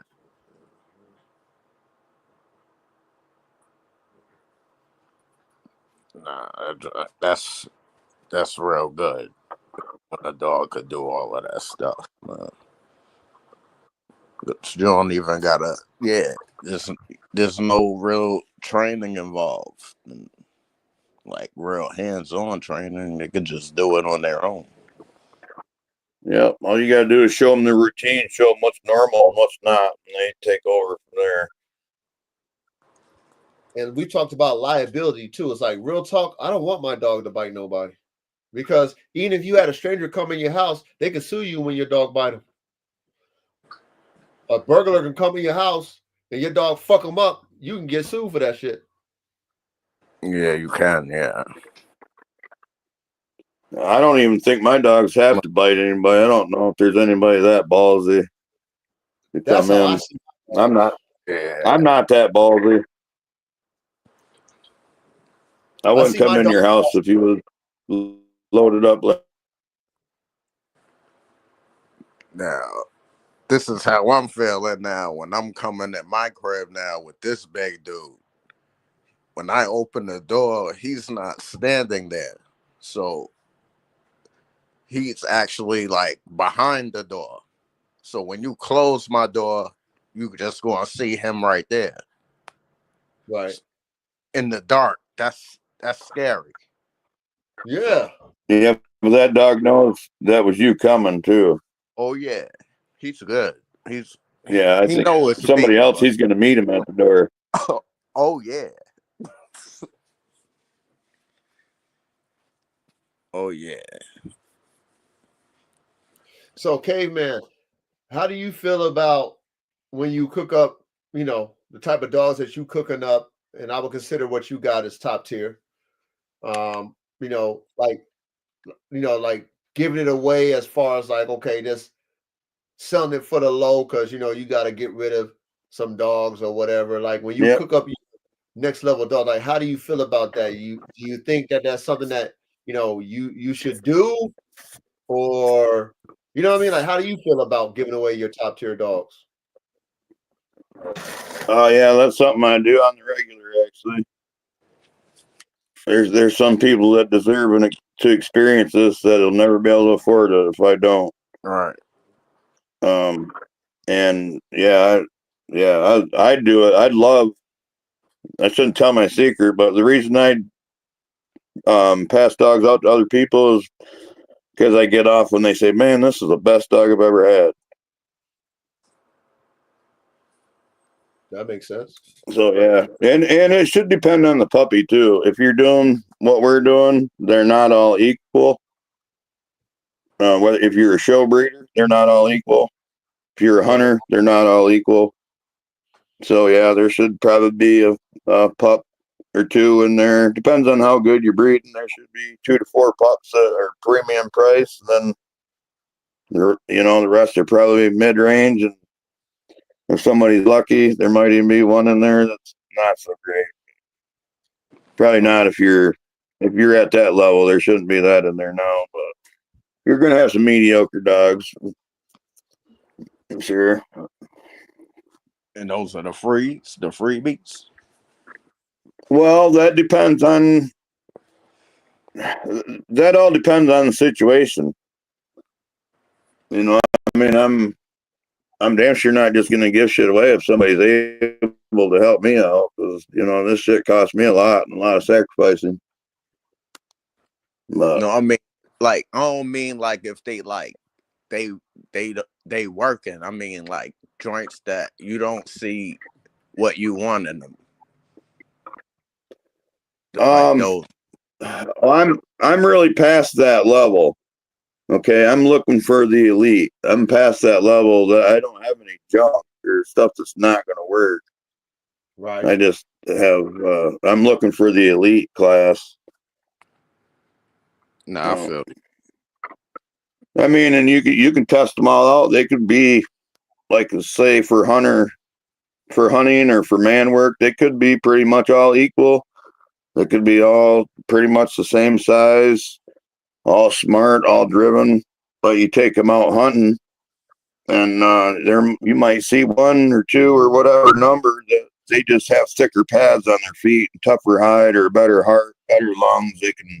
They can go for 4 hours longer than the rest. You pick out stuff like that, and that's the dogs you want to breed. Right. That's why working dogs don't have all these problems, all these hip problems, and all these other ailments, because they've been run through the ringer. They've been tested. Yeah. If you're soft or you got defects, you just don't make it. Not a breeding style. Even a lot of it. And I mean, you could be good in everything but stamina, and you don't make it. Make the cut, man. All right. Yeah, ain't no people feeding dogs that ain't worth no money. They're not feeding junk dogs. And they're not feeding a backyard full of junk hounds when hound pups ain't worth nothing. You can dime a dozen. That's why you could find a lot of them joints running through the woods aimlessly. Yeah, unless you're Cody King or Dale Lee or somebody. Who are they? Yeah, the hounds are. Cody King, he's a houndsman. He's probably he might be about my age. He's, I think, from Texas. Hunts mainly bobcat, I think. Okay. Hound dogs. Yeah. Now Dale Lee, those guys are long gone, but they're old legends. The Lee brothers, they're legends from out west, mountain lion, bear hunters, jaguar hunters. These motherfuckers would run mountain lions and bears down and rope them and tie them up and take them back and sell them to zoos and shit. Damn. That's ill. Yeah. Yep. Spend days out in the woods with hounds and mules. One of the brothers was killed by a hunter on accident. Damn. They got some stories. Shot by a client, on accident. Damn. Yeah. The life you live. Shit. Man. Yeah, living on the edge. Yeah. Yeah. Yeah. It's just that's where. Okay, so those guys are the ones where I heard that the Great Dane was the only breed of dog that could kill jaguars. Why is that? Just because of their physical attributes. Like they might lose 6 dogs, the little 45-pound hunt dogs, they might lose a half dozen of them on one jaguar. But, and that's why they started breeding the dogo, I'm sure. To me, that's just a Dane variation. What's all the dogs that's in the dogo? Oh, you have to ask the historian about that. No, we asked you already. Hold on, Ready. Go ahead, Ready. Oh, it's a lot of dogs they put in there over the years, though, to make, because there's different sizes of them now. But the normal Yeah, size, for sure. they added some of that. Yeah, some of that Great Dane, some of that Dalmatian, some of that. What's that? The joint you always, the German short hair pointer. Yes, sir. Some of that is in there. I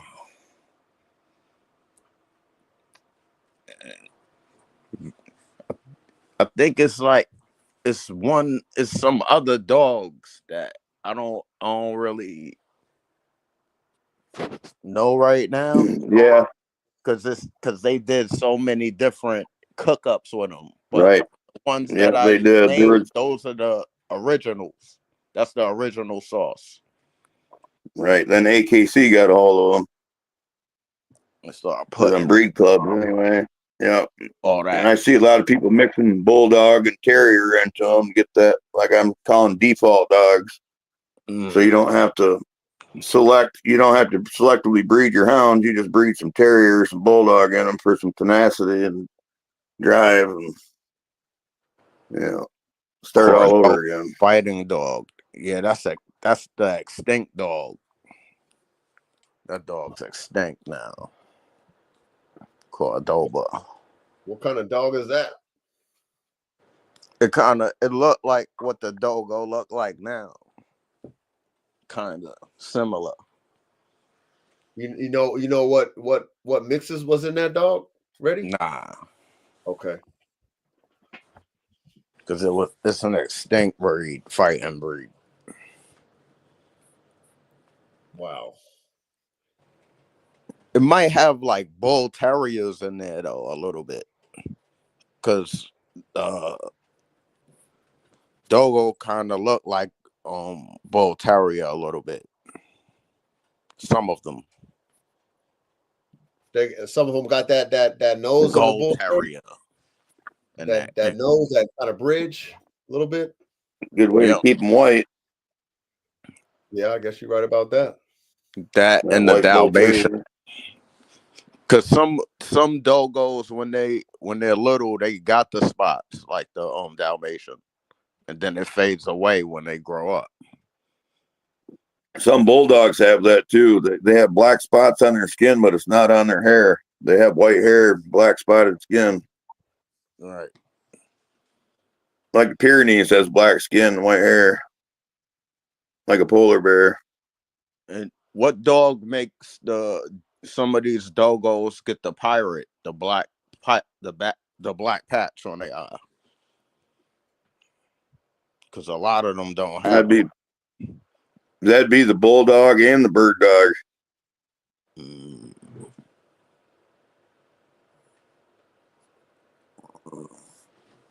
Which all them dogs, even the Dalmatian, is supposed to have that. That's just recent that they bred them to be that photocopy, all even pattern, small white spots. They used to be more like German short hair, but black. There are some liver ones, but yeah, they weren't so extreme. We don't hear too much about the Dalmatian anymore. Man, they're badass. Yeah, good Dalmatian, a badass dog. My neighbors across the street from me got one, and it's aggressive as hell. They got a high ass. That's some dogs you don't have to train, and you can talk sentences to them. I ain't talking sentences to that joint. That joint's angry, man. You leave them in your car with the windows down, you won't leave your car, and no one will get in your car. So is that why why did the firemen adopt the Dalmatian?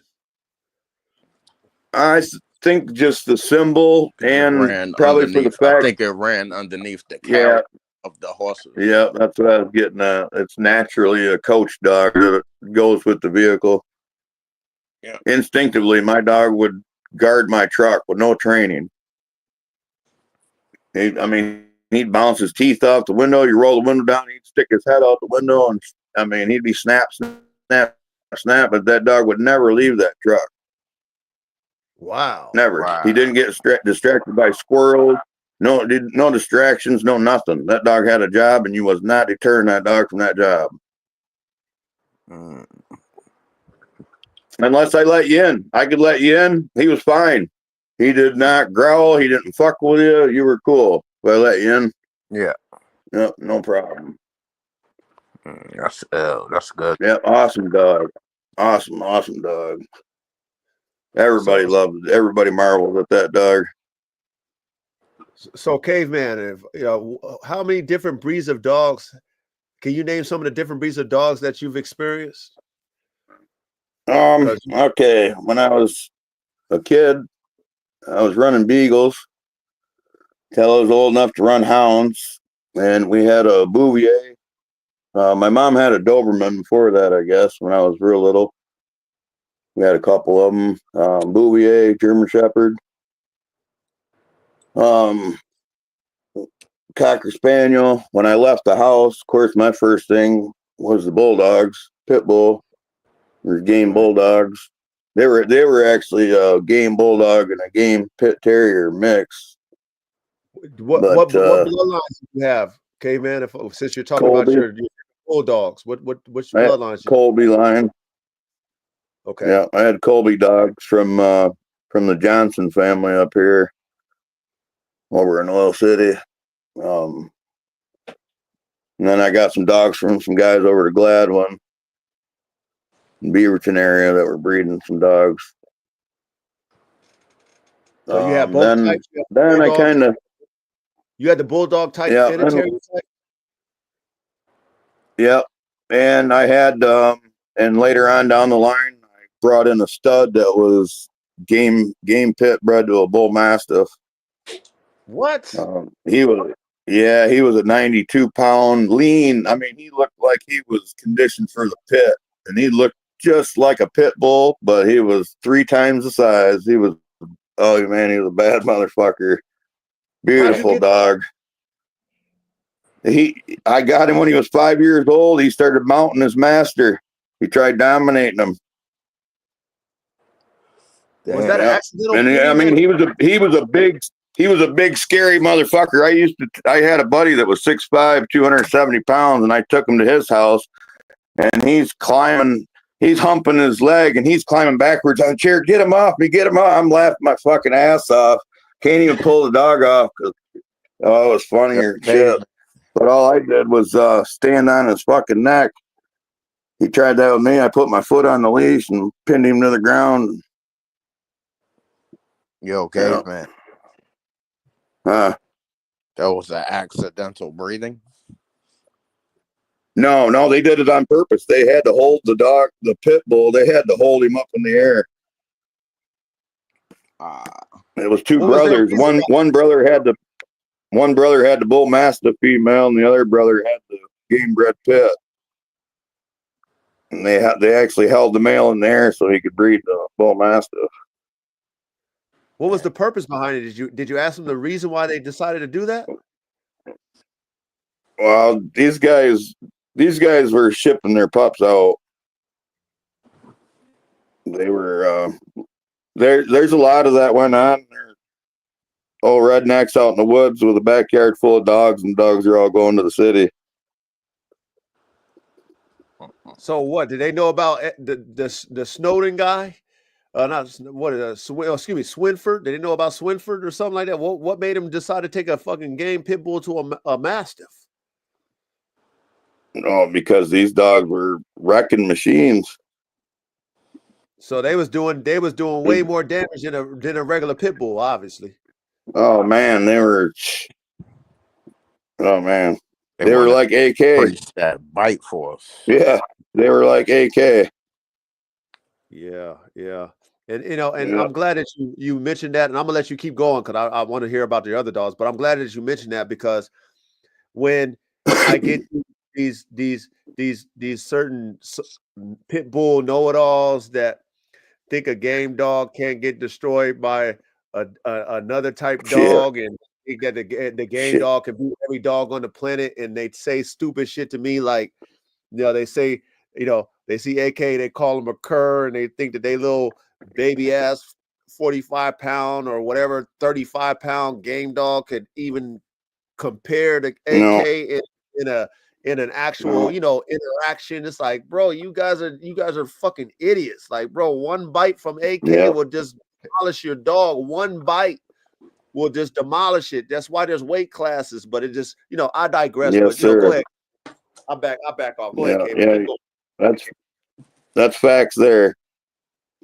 And you can't fight when you got 3 times your body weight pushing down on you, Period. and a head twice your size with your whole head or your whole neck inside it. Right. Yeah, I know. Just Just from I had when I was young, I had pit bulls and bulldogs and bull mastiffs mixes over here at my mom's, and she had Bouviers. Those Bouviers made those bulldogs look like punks. what's a I Bouvier? mean, in a half a sec. Oh man, they're badass. You know what a giant schnauzer is? Yes. Okay, they're like a step up from that, but that same type of dog. They're a Belgian shepherd and cart dog. They're like a mastiff type shepherd, big black, hairy, like a schnauzer. Wow. They're bad. They're wicked. They got teeth. They got their own style too. They can knock cattle right off their feet. They fight with their ass. They fight a lot with their body. Like they do a lot of body checking, taking shit off their feet. Run into it, knock you right off your feet, type shit. Wow. They're pretty hard dogs too. Yeah, the police. I'd actually like to get one. If you get a good Bouvier, you don't have to do any more breeding. It's kind of like that Kango. You're there. Yeah. You can improve other shit with it, but you're there. Yeah. Damn it, man. Keep going, K, man. I know you have more dogs, man. Keep going. Yeah. Okay. Well, yeah. After I started having fun, I decided I was gonna do the pet dog thing, and that's when I got the English Mastiffs and the Boxers and the Pomeranians and Chihuahuas and shit. What'd you think of your boxer? Then What kind of boxer did you get? I had American and English. Yep. So, In fact, what's the I difference? had the English looks more like a bulldog. American's more of a probably what you think of when you think of a boxer. The square, lean athlete. What's the difference Stretched between out more. the German, the American, and the English? What's the difference between you know? Yeah, the German's even more compact. It's a smaller square. Yeah, it's pretty distinctive. Did you like I your guess that boxers? depends Did on. you like them? No, not really. They're not. They don't have the mentality I like. So, what did you like, Yeah. and then what didn't you like about them, if I might ask? I mean, they were good, mellow dogs. They didn't cause trouble or nothing. But, well, I don't know. They were more of a pet dog, I guess. They weren't like I had pet and show quality dogs. I didn't have the old line of working boxers that would be like a boarhound or something. So they didn't really fit me. Okay. Was that when you were in your pet stage, or Yep. Yep. Okay.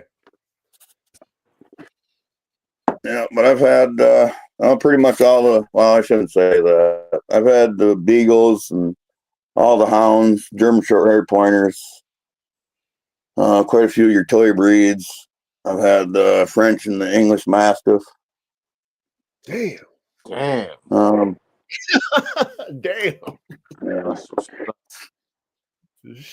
Well, I mean, my grandparents were into dogs, and my mom was into dogs, and my mom's friends were into show dogs. My mom was into horses, and I've been always into dogs, and I'm 51 years old, so yeah, I've been, you know what I mean. I've always been all about the dogs. Have you ever had a I grew greyhound? up. No, I'd like to. I know know a few people that play with them. What'd you say, Reddy? You said you I had? had one back in the day, but it was a stray dog. But I befriended him, and he used to like stick around. So, but he got killed by this other dog trying to save my friend. Oh my goodness. It wasn't like one of the racing version. It was like a smaller version, but it was a A whip greyhound. it? No, it was a greyhound. It just wasn't big like the racing one. Yeah, it's just a pack quality one. Yeah, that's probably why it was a stray dog. You know? That's something else people don't realize. If you go to like the poorer communities where people haven't been breeding for extreme traits or haven't even been breeding for any purpose at all, just doing random breeding, you can get some dogs that haven't been bred away from their original form, and they ain't all fucked up. Like you can get Great Danes. Like mine, they ain't really that big. He's only 33 inches at the back. I mean, he's a huge dog, but he ain't a big Great Dane. He's not overdone. He's not a big sloppy. You know what I mean? Because no Was one's that the ever great bred. They just got. adopted? Yeah, Nice. yeah. I got a friend that's a Dane breeder.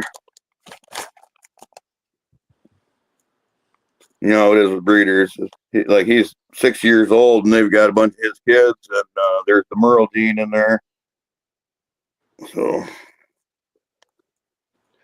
You gonna add that to what you're already cooking up right now? well, he doesn't throw the Merle gene. They told me that he did, but he obviously doesn't. But I do have a Merle Dane, and she's probably my best dog. I mean, as far as physical form and function, she's still a pup, but yeah, I think she's might be my favorite. She's really put together. And I noticed something that I see a lot of Merle dogs working hogs. I hear a lot of people talk shit about breeding with Merle dogs, and I'm seeing a lot of Merle dogs latched onto a hog's head. What are they saying about a Merle dog not being able to work? What are they saying?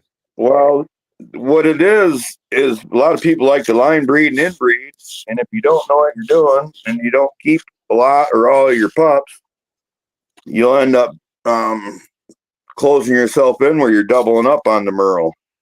Yeah, I heard. And what the Merle gene, the Merle gene causes pigment dilution, and then just the straight up absence of pigment. And when that gets into it's connected with the leather, the nose, the lips, the gums, the eyes, the inside of the ears, that's called your leathers, because that's a separate, that gets its color from a separate place in the coat. That gets diluted in the eyes and the ears, and then you get the blindness and deafness. That piggybacks on that Merle gene. See, I've heard of people doing Merle to Merle breeding. Yeah, and they do it. Yeah, where I got these dogs, they do that. Yeah, they do it. Like, what the hell? Okay, so they're doing it where I got these dogs. So Caveman and Reddy, did you guys see the interview that Big Jaw at CDC, shout out to CDC? Did you see the interview that Big Jaw did with the gentleman that did the Mastiffs? He does the Mastiffs. David Ishii or whatever you call him. Yeah, he mentioned. Yeah, I did. You heard what he said about the Murder Merle. He was saying that you can do it, it ain't no big deal type shit. And then what you just mentioned, something opposite of that. So how do you feel about what he said about that? And this is nothing against Big Jaw. Boy, I don't know. I'd have to go back and listen to it, because I kind of don't believe that come out of his mouth, because that's a smart motherfucker right there. He's on a level above what I'm on. Okay, but hold on. Let Yeah. me make a disclaimer. Let me make a disclaimer. You know, I don't necessarily know the gentleman, so I'm not debunking anything that he has to say or whatever was being said. So please, you know, one thing Yeah. about the coach, I stay in my lane, but we having a conversation Yeah. with Dog who's in the field. So that's why I'm asking you, Caveman. You know, because you Yeah. mentioned Yeah. something. We're just. I want Yeah. to I know. don't. If he said that, that's not correct.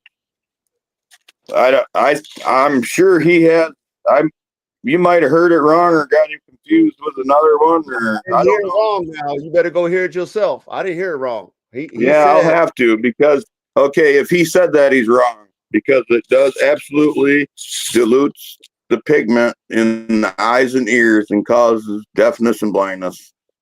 he said he had never had any problems Absolutely. breeding Merle, and he said that was like almost, he didn't say it verbatim as far as like it Oh, being damn near a myth, oh, but he said he has no oh, problem breeding Merles and Merle, and there's no problems that happen. That's what he said.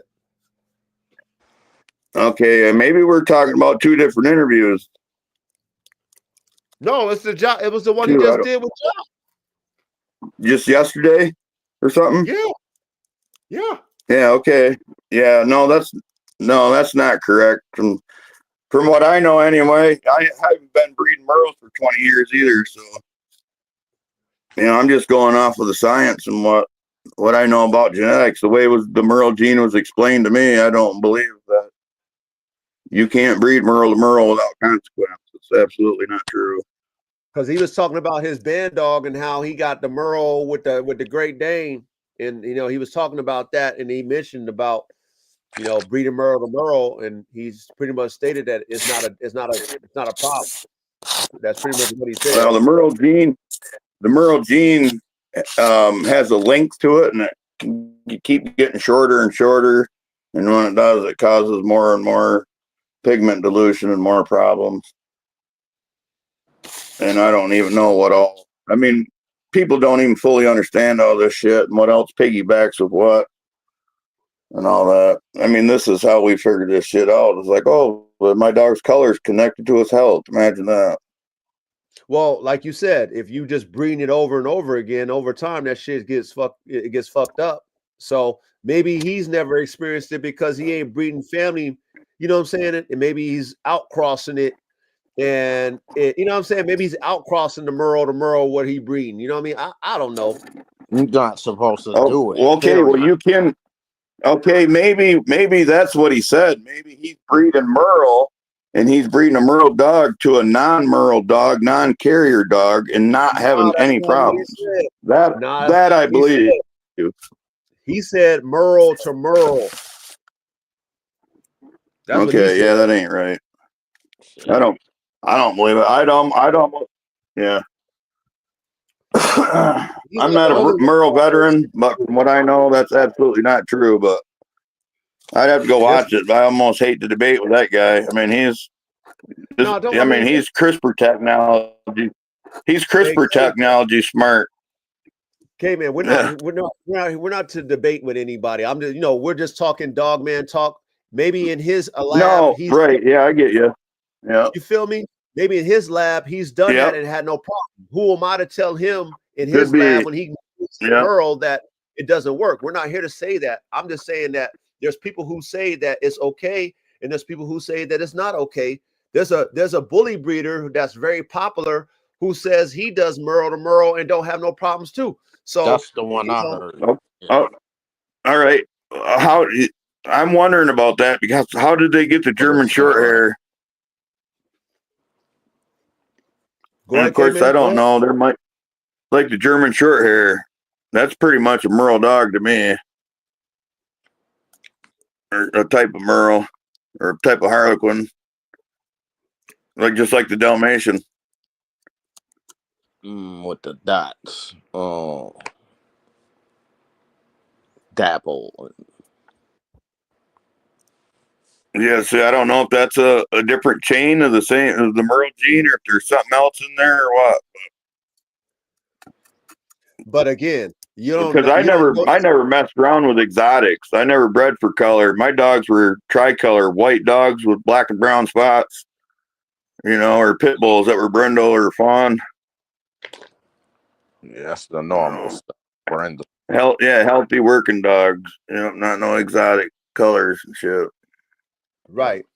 I think when you start focusing on, like I said, color in general versus, you might, let's say, for example, you might have two Merle dogs that might come from different lines that are both healthy dogs, and you breed them, and you're like, shit, I ain't never had no problem with them. You know what I mean? Like, I ain't never had no issues. I think it all depends on the genetics of the two breeding parties. That's what I think. Because I think every dogman will have a different experience. We're not all going to have the same experience because we're not all breeding with the same breeding stock. Right. Yeah. Well, at the same time with some of that stuff, you can breed stuff and have a problem with a percentage of the litter and not the other. Right. And you can produce healthy dogs, but you're still having problems. Yeah, you're gonna even if you're taking them dogs out back. Even if you're incinerating those sick dogs and only passing out the good ones or only breeding with the good ones, you're still not doing it without consequence. Right. It's still in there. It's still in the genes because they all come from the same gene pool, whether it's showing in the dog or dormant in the dog. It's still in the genes. You know what I'm saying? Right. So that stuff can pop up eventually. And that's why I say it's like when we're trying to breed these family of dogs, you have to, you still got to make sure you keep that variant in there, because the closer you get, the more problems you tend to create, because you're compounding. As much as you compounding the good, you're compounding more of the bad. It just might not show up, but it's still in there. You see what I'm saying? And then that vigorous cross come in there and give that refresher. You might be able to get rid of it or mask it or whatever. But if you get too ridiculous on keeping your shit too tight, that's when them shit starts popping up. Them shits that you don't want to see start popping up. I remember back before the Merle was even popular, that was a disqualification color in the show ring. It wasn't accepting that in the show ring. For what breed? For bullies. Yeah. Just dogs that weren't supposed to have that color. Right. Of the standard. Well, what I'm wondering is I know they bred Merle in there, but what got this started is I'm thinking somewhere along the line, a black dog caught a mutation and turned blue, and then caught a mutation and turned Merle from too much inbreeding or something, or too many black dogs being bred together. Because I know this about chickens, and I'm thinking it might be true in people and dogs, everything with DNA. In chickens, black has to have another color with it, or it will not express. You'll have a white bird. You'll have a dominant white bird, not an albino. You'll have a dominant white bird. It'll have colored leathers but white feathers. Just like in a dog, it would have a black nose, black lips, black toenails, all that shit, pigment in the ears and eyes, but be a white dog. Be a white dog. Like a dogo. Yeah. Wow. So you can't breed a black chicken to a white chicken and get a color? Well, that depends. I think if I remember right, all your chicks are gonna be black.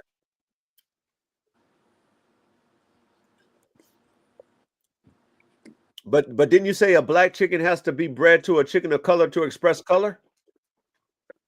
Well, no, it doesn't have to be bred to a chicken of another color, but it has to carry another color. It has to carry a color gene. Like you carry more genes than you express. Got you. You don't express all the genes you carry, but you do pass those genes on. Yeah. You just gotta be able to push them shits out. get them to come out. See, I ain't had no schooling on none of this shit. I just know what I know from doing it. So I can only go so deep on this shit. So maybe what that gentleman who was on Big Josh's podcast, maybe he had the dog, maybe the Merles that he was breeding expressed it, but maybe had other, you know what I'm saying? Maybe had other variants in there to where it wasn't heavy. Where you know what I'm saying? Even though they expressed it, it wasn't heavy Merle. You know what I'm saying? Maybe it wasn't just heavy Merle. Yeah, Merle, I do know what you're saying. Yep. Where it canceled it out problems. Okay, for one, if the dog is Merle, then it carries a copy of another color, because if it had two Merle genes, it would be a Harlequin. Right. So yeah, but Merle is not a dominant recessive thing. Merle is dominant. If you have one copy of Merle, you will be Merle.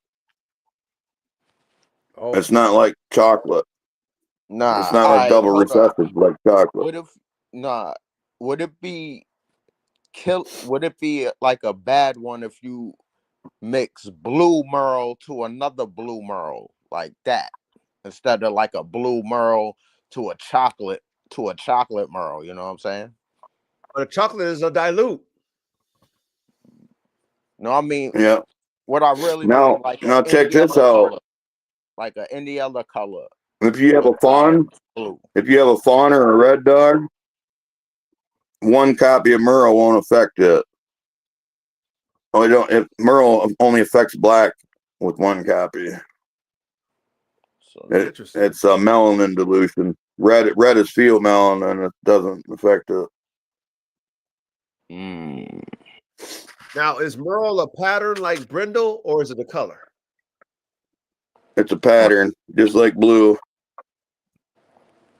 But blue is not a color. Blue is a black with a diluted dilution gene.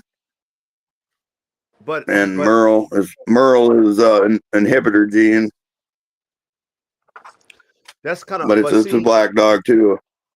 It's kind of hard for me to comprehend that, because everything derives from a black, and anything shade is a dilute of that black.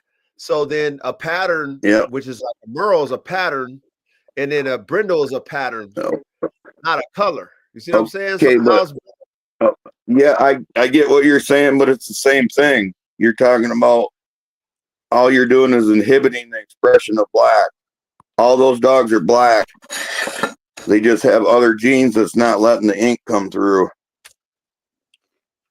Okay. So it's a pattern. Like you're diluting the ink to make it gray, or you're just shutting it off periodically to make spots. Oh. Okay. But it's all black. There's nothing, you know what I mean? There's nothing else added in there. It's just black. So pied is the same way. So pied is just a pied isn't it a pattern, or is it a dilute? That's a pattern, but pied, I haven't studied that a lot.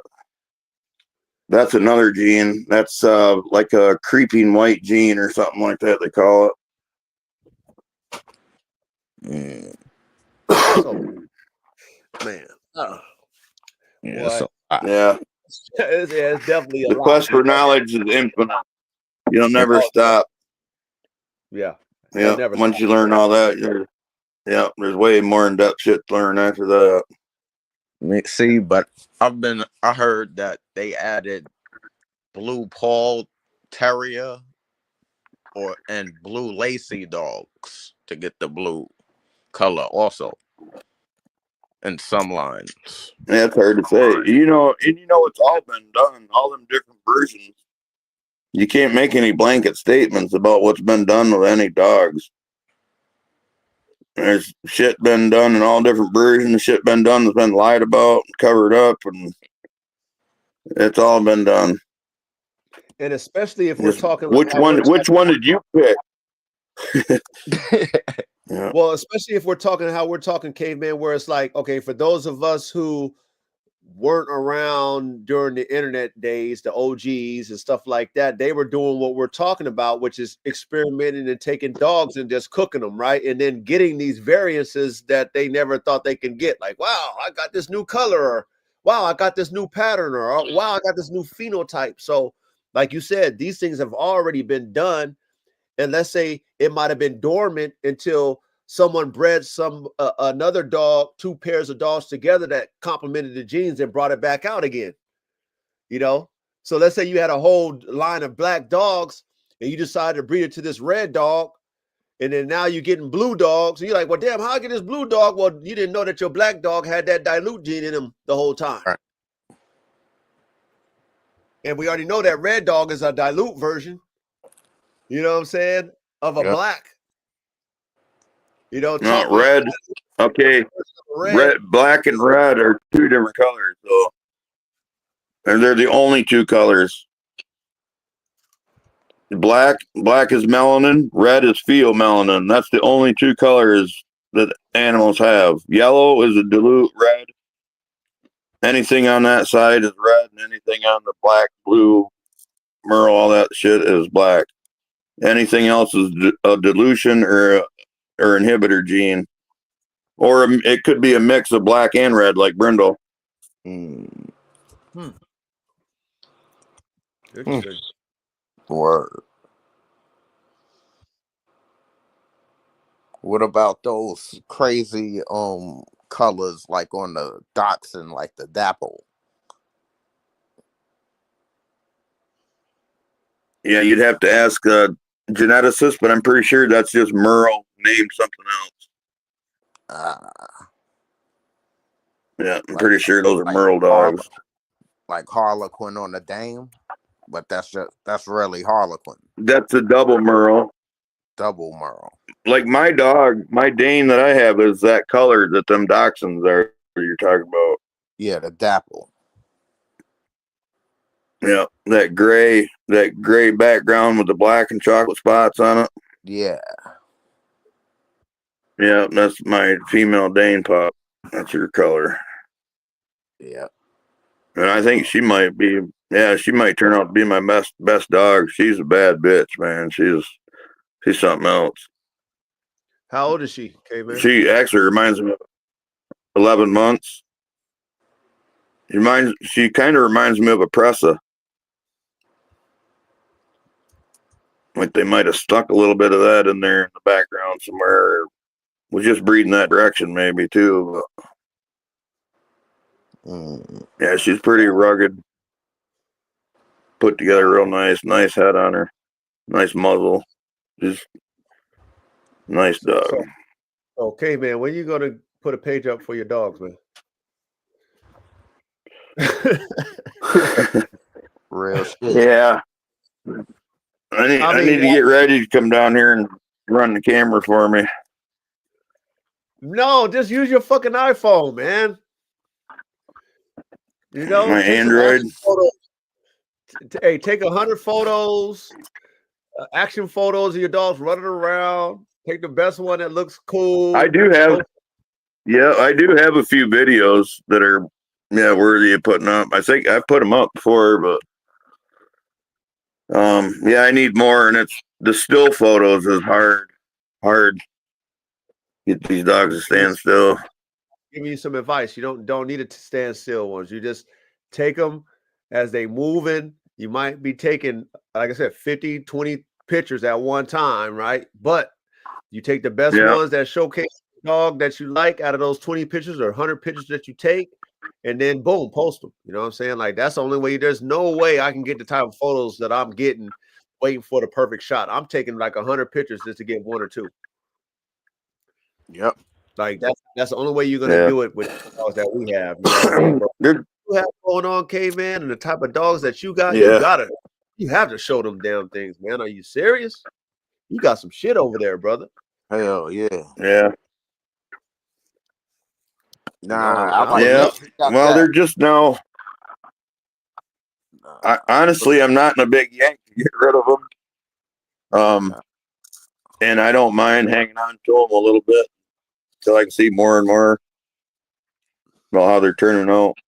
I mean, they're only like 9 weeks, 10 weeks or something now. And pups I got. And I got. I mean, I got like 4 males probably that I'd let go.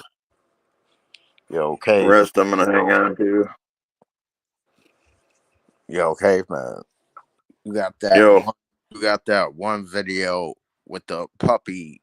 I can't get over that. With the puppy is like what, 5 weeks old, 4 weeks old, putting its leg up like it's peeing, like an adult.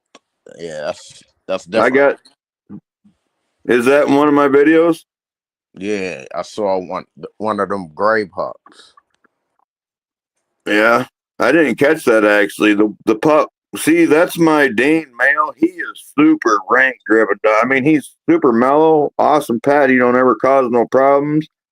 He knows not to fight around me. But this dog is, I mean, rank driven, and his pups are coming out crazy. Because the dogs I was talking about that was doing that was that little black Doberman male. I seen the gray joint do it. Yeah, see, I didn't even catch that. Yeah, I caught one of the black pups doing it first, and then I actually caught the other black pup doing it like a week later or something. I was I've never seen that before. Oh man.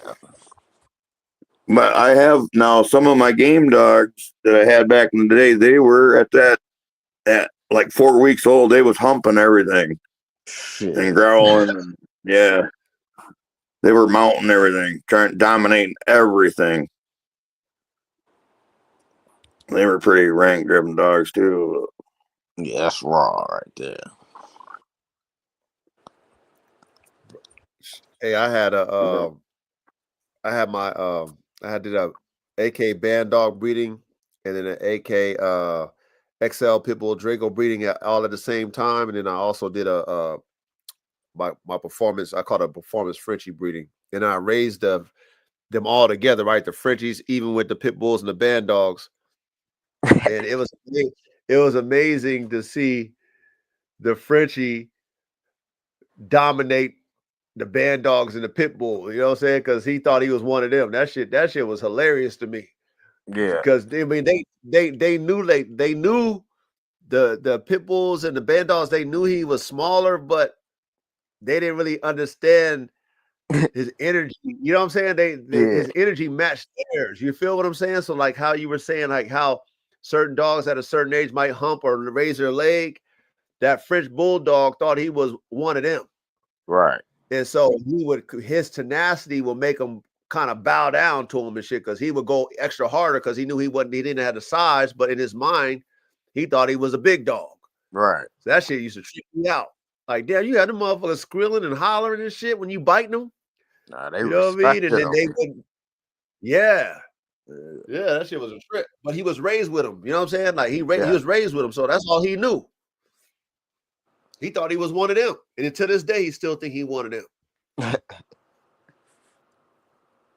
You know, his mind, he think he a real bulldog for real, like a real bulldog. He's a bulldog, but he think he one of them type bulldogs. Right. He want to get it in. You know, so I think a lot of it is the environment too that the dogs grow up in. You know, yeah.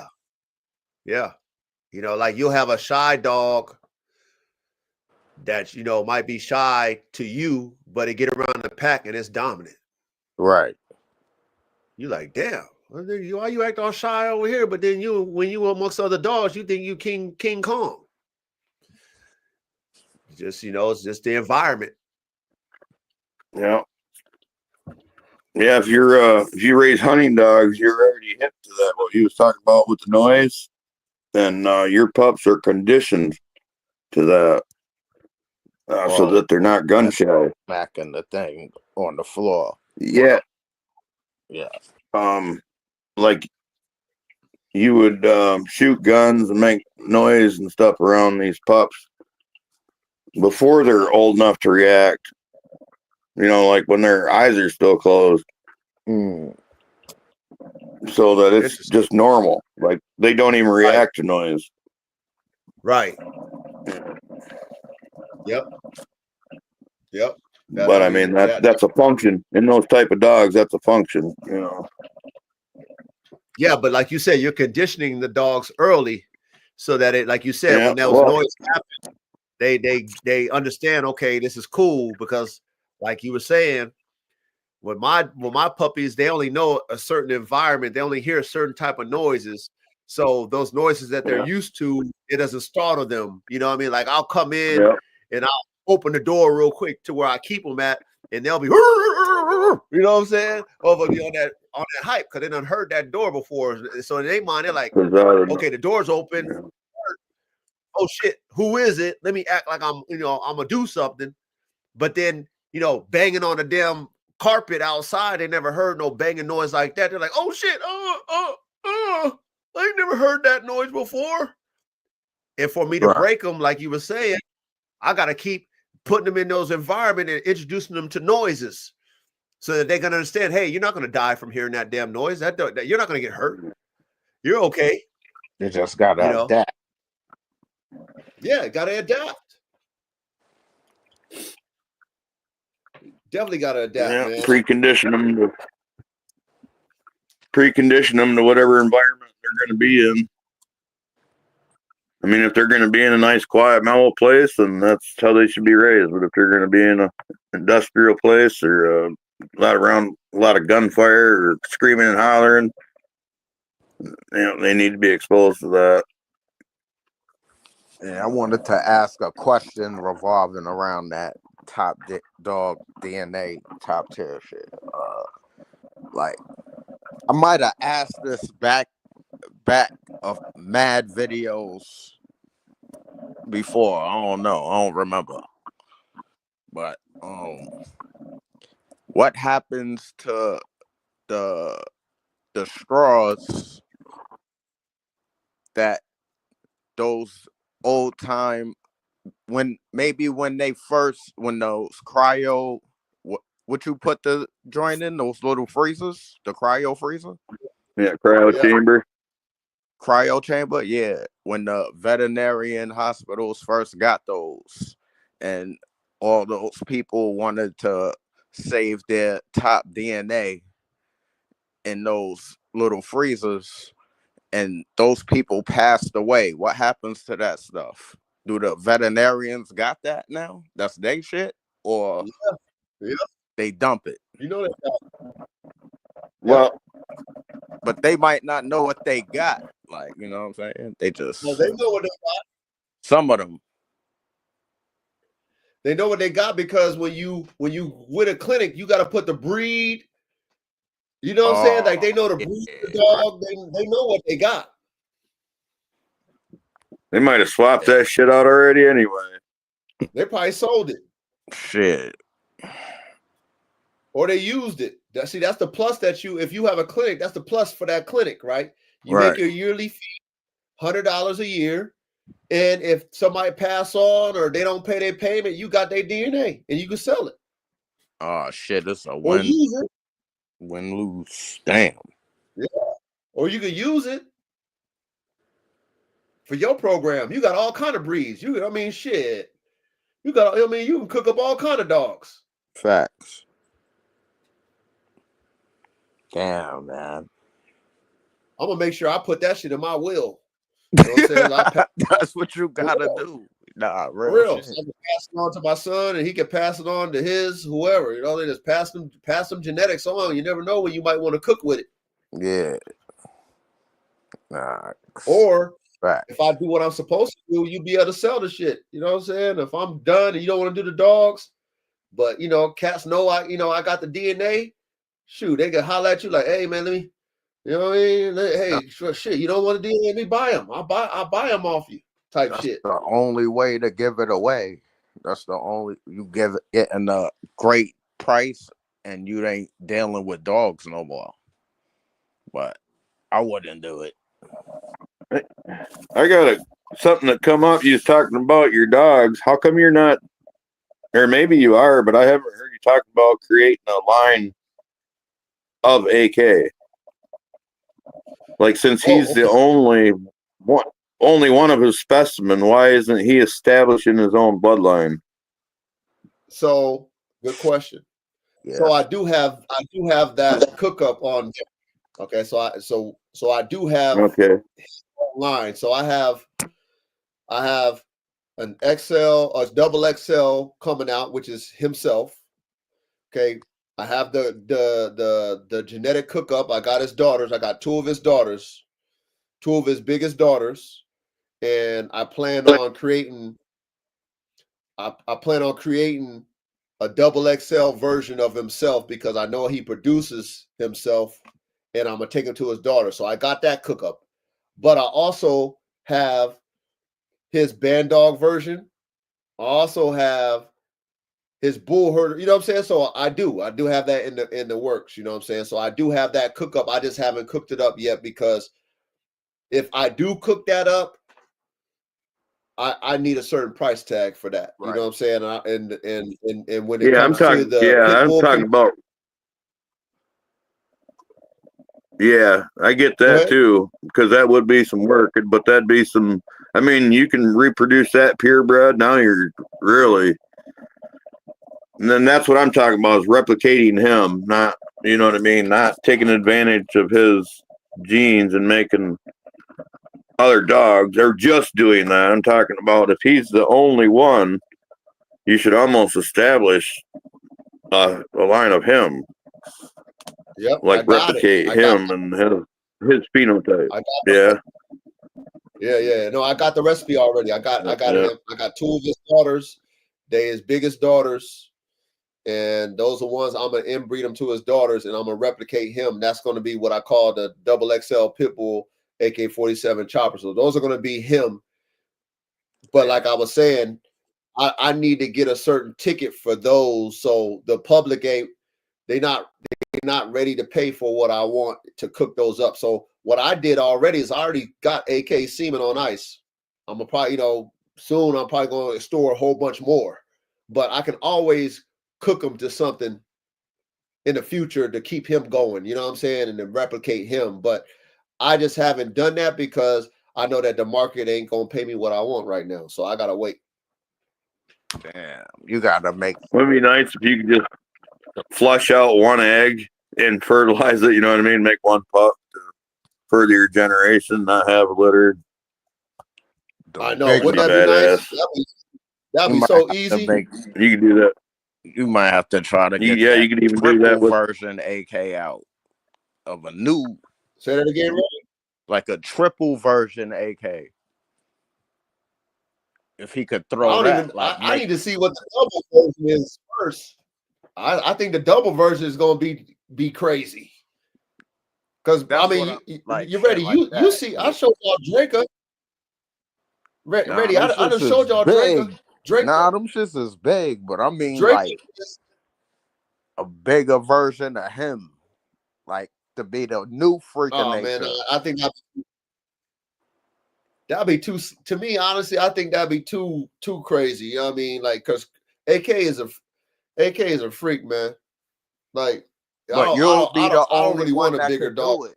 You the only one that could be able to do that. I think to make them better, you need vigor, man. I don't think I can make. Only way I can make them better is with vigor. I would need to have vigor to make them better. Go ahead. I'm fixing to have some 30-inch bulldogs over here ready. God damn. Yeah, you know that pup you like that tips his head back? The one that saved that dude from the gas leak?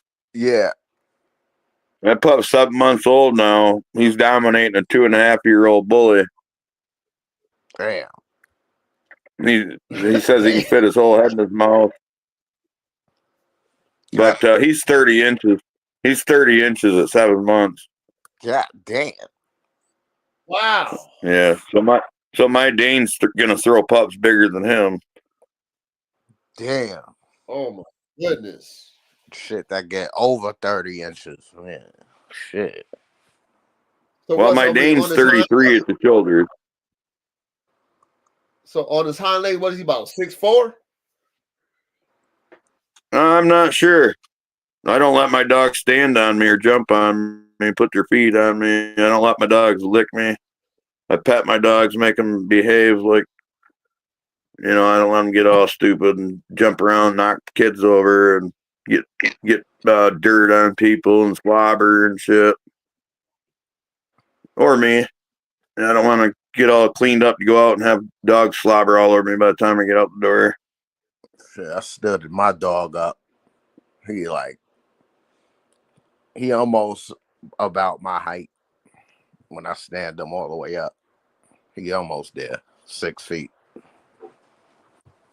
Hey, so the girl Richard, I got him from. Huh? No, go ahead, K man. The girl I got him from, she's only like 5 foot tall, and she would take pictures of him standing on her shoulders, and he looked huge in them pictures. Damn. Hey, Richard White asked me, is the number over 5,000, Coach? And yes, Richard, yes, the number is going to be over 5,000. That's that, and it goes back to the topic, of the top tier DNA. I have so many cookups that is just legendary. And like I said, when the weather gets nice, which is starting, we're hitting spring, summer, wait till I show you these. I recently posted a possibility of me taking Black Hawk to, one of these herder type dogs, and it's going ham. Like that Black Hawk shit is going ham. And maybe it's because it's a black dog, but at the same time, that's a production. That's one of my many top tier productions. You see what I'm saying? Yeah, and that dog would be tight in any color. That boy is fire, super fire. Bro, he going ham right now. Bro, he going ham right now. Right now, he's at like what, damn near 1,900 likes. That shit's still going on about 67,000 views. Like that shit going stupid ham. You see what I'm saying? But what I'm saying at the end of the day is, like, I know what I can do. And like I said, I didn't even showed y'all, again, we talked about this before. Wait till I show y'all Red Tiger Jr. Wait till I show you these other dogs. I got so many shits to blow y'all mind, blow your fucking head back. It's like when you can create dogs that are next level, and not only that, like you say, K-Man, if we show what these dogs can do, then the fur mommies and fur daddies will be on our horn, and then it'd be a problem. You know what I'm saying? And we can't do that. So I got to show you pictures and different things of that nature. But I know what my dogs can do because I put it in. I frames, brains, and motors. That's my play. Frames, brains, and motors. So I know what my dogs are capable of doing when it comes to performance. But to be able to show you a dog in picture or a quick little video and have ooh that's nothing. Nothing. But it shows me something at the end of the day that, what I'm cooking, top tier, I can't give that away. I'll bless somebody like what you were saying, K-Man. I bless people. There's people who got a blessing from the coach because I had some extras that, I need to make room, and I had some extras that I had plans on using, and I let individuals come and benefit from that. Like, hey, man, I already got extras, so here, I bless some people. So you can bless some people, and that's what you was doing, K-Man. Hey, I like to see my dogs go into certain people's hands and be surprised. You bless some people. That's okay. But giving away just because somebody got $500 and you like, okay, take it. Nah, hell no. Not with dogs like this. Not when you come back and you show me a dog like Black Hawk and I gave it to you and you ain't doing nothing with it. Like, oh, thanks, coach. I'm looking, what the hell? I gave you one of my best dogs. What the hell's wrong with me? Old Carrera. Well, it just will never get to a point where it's used. It's like I said, it's like you having a Hayabusa and you can't drive it. Like, what the fuck you doing with a Hayabusa motorcycle when you can't even ride it? Nick, what are you doing with that? That's stupid. You know what I mean? So, okay, then Chris, you said something I want to elaborate on too. He says, once you outcross the line, is gone. Now, I disagree with that, Chris. And this is the reason why I disagree with that, because when you're creating lines of dogs and it's families of lines, it goes back to you and your family and your brothers and sisters and cousins and everything else. You still a part of that line, even though we all outcross. Period. You still a part of that family line, even though there's a variant to your line. Still a part of it. Now, there's tight lines, there's loose lines, there's semi-tight, semi-loose. There's all kind of variants to your line formula. And if you create your dogs based off of a line formula, we don't gotta get all caught up in they all gotta be related, tight related. You can have an outcross auntie or uncle and throw it into your line. Or you can have a total outcross into your tight line and throw it in there and still be a line. Okay. Because if we limit ourselves to just everything gotta be closely related, then you're gonna fuck up your vigor. I'm just telling you that.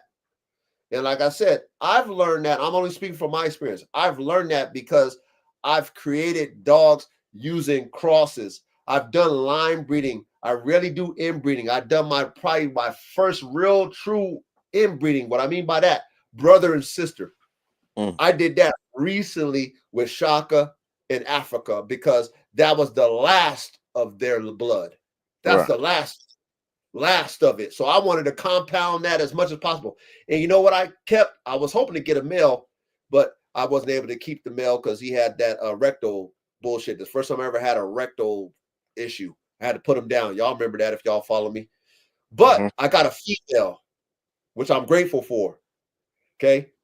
And I'm going to use her to make my drive even more potent. So I'm going to throw her in the Black Hawk. I'm going to throw her in the AK. And that's going to put even more. That's going to put the overdrive. But anyway, your formula should be your line.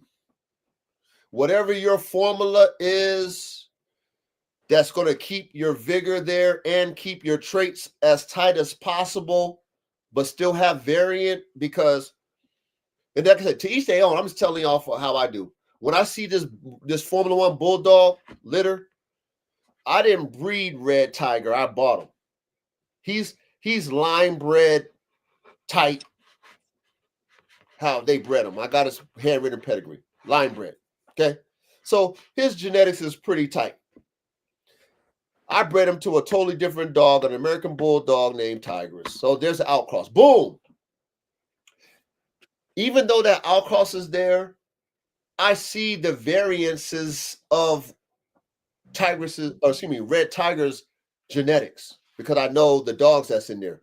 I know the pictures of them. I've never experienced all of them, but the breeder showed me the dogs that's there, wrote it out, showed me the pictures. So when I look at the offspring, and then of course I know Tigress's father, and I know what's behind her father's genetics. I see the pictures of those dogs. I'm seeing the variances, and I'm liking that. So that's still a part of Red Tiger's line of dogs, right? Bloodline, but it's a different variant because Tigress is in there. I still see those dogs in Red Tiger in his bloodline. However, I still see a variant of Tigress's in her daddy's line. Okay. So that formula is still a part of that line, that bloodline. Okay. It's not super tight, but it's still a part of that line. So y'all can do what you guys want to do. But remember, if we're breeding performance, don't get too caught up on the fact that everything got to be tightly related. Don't do that because you're going to fuck up your performance if you're trying to make them better. Okay, just trust me on that part. Now, if you want to test me on that theory, breed tight with your family. Real shit. Breed tight with your family, dogs, right? Brother and sister, uncles, all that shit, all that tight shit. Do that shit and then do your tight variant and see what I'm talking about. And compare it. Do that type shit. Because the only way we get better in the lab is we got to experiment and try shit. So try doing a bloodline formula and then try doing the regular line breeding type inbreeding shit and see what's better. That's what I recommend. But I digress. Who's going to say something? You going to say something? Who's going to say something? I was going to say something about that outcrossing. just because you outcross, you don't have to throw away your bloodline. You can, hopefully you kept all your dogs and you have your own bloodline still, and you're just crossing out to this one dog, and then you're breeding your line right back into that as you're still maintaining your line. Right. You know what Right. I mean? I You're agree not with that. throwing yours away. You're bringing something in, breeding out everything you don't want out of that outcross before you bring it back into your line. You know what I mean? And all those 75%, or the 50% and all that, you don't use those. They're just a stepping stone. And you sell those pups all except for your breeders, and you breed back to your line. You know what I'm saying? Right. Now, And make that part of your line. Correct. Without throwing your line away. I agree. That's what I Yeah. agree. I agree with that. That's what why you I gotta agree with. keep all your pups. That's why you Now gotta watch keep this. whole litters. Chris said line breeding and outcrosses are two different things. If you're going to keep Yep. the line, you need to inbreed and line breed. Well, what Caveman just said is what we're talking about. Yep. You're not, because you're outcrossing doesn't mean you're discontinuing your line. You're adding new blood in your Right. line to invigorate it, and then you're gonna bring it back into the line. So you're not disconnecting your line. You're adding more vigor to it. You Yep. see what I'm saying? And it's necessary. And it's Health. it's a part of it. Yeah, it's a part of it. It doesn't discontinue your line. You're bringing new, vibrant genetics to it to vigorate it, to enhance it. So, you know what I'm saying? So it's all a part And you of should be improving. Right. Yep. Hopefully you're bringing in a trait that your dogs don't have. Yeah, you gotta bring in new traits to make that breed that you're looking for. Yeah. Because I guarantee your dog doesn't have a perfect level of everything. It just don't happen.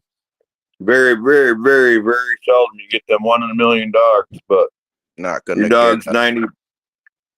He might be 100% in 9 boxes and only 90 in that 10th box, or so, or whatever the number might be, but they ain't all perfect. You're not getting a perfect dog inbreeding and line breeding. Because, well, as soon as you breed for one trait, let's say you take your hounds and you breed them to have a cold nose, those dogs are slow as hell. A lot of those, some will, but very rare you're going to get that cold nose, cold trailing dog that's going to be your jump and catch dog too. So you can run 3 different types of dogs, or you can breed a different type of dog that has all those 3 traits balanced out, where you can use one dog for that job. Right. And that's why we should use all of the above: inbreeding, line breeding, outcrossing. Yeah. And it does. Yeah. And the formula, see, that's what I'm saying. Like, it's the formula for your line. See, don't get caught up in just inbreeding and line breeding and shit. Don't get caught up in the formula to make your line of dogs better. Whatever you're lacking, add it to your line. Same thing with, like we're saying, with, as far as like, brothers and sisters, cousins and shit in the human race, right? We done figured that shit out a long time ago, that the inbreeding and shit, causes more problems than good. So then we start outcrossing and found out that we getting better in our generations of people, okay, of offspring. So that's what we do it, okay? Now with dogs and animals is a little bit different, right? Because it's shunned to, inbreed humans. It's not good. That's why we don't do it. However, with dogs, since we're talking dogs, it's a little bit different, but then the philosophy is still the same, because too much of anything is a problem. If I'm too much of the same shit, it's going to be a problem. Yeah. So understand your formula to make your dogs what it is, to retain the genetics that you already have that you do like, because we don't want to, we don't want to dismantle a whole line. We don't want to do that. And that's why you have to choose wisely your outcross. Your outcross should have the same as your line and better, right? Yep. That's how you don't dismantle what you already have. That dog that you adding to your out, or excuse me, to your line, the out should have similar traits to what you already have, but better, the things that you're looking for. So that when you do add the vigor, it invigorates what you already do have and add, and then you tighten it back up to your shit. Facts. And you follow that formula. You know what I'm saying? You follow that formula. Don't get caught up in the inbreeding, line breeding, this line breeding, line breeding, line breeding. Oh shit, I need it out. No. If you can find dogs, and this goes back to the topic, top tier DNA. If you fucking with a real dog, man, like you came, man, you got some stuff over there, right? So let's say if I was looking for something as of right now to add vigor to my band dog program, I'm gonna hit you up. I'm like, yo, okay, man, what you got over there? Because I know you got some vigor over there because you got something I don't got. But I'm gonna ask you specifically, okay, does your dogs do this? Do the dogs do that? Are they phenotype this? Are they structures that? You're gonna tell me, yeah, coach, is that. But what else do they add? You're gonna tell me what else they add. Okay, I'm like, okay, man, I need that. So I know off the top, when I throw you into my sauce, I'm gonna get the vigor, but I'm gonna tighten it back up. Like we just said, I'm gonna run it back into my fucking tight shit. We're gonna tighten it up, but I'm gonna still get everything that I already had in my dogs, but more. Right. But I would never, Yeah. me personally, I would never just keep inbreeding, line breeding just to say I got a line. I would never just do that because I know how valuable it is for me if I want performance dogs to be better than, like, for example, if I want Black Hawk to be better than AK, I know it's not going to be a heavily inbred AK dog. I already know that because AK is not his daddy. And the reason why he's not his daddy is because he was produced by Vigor.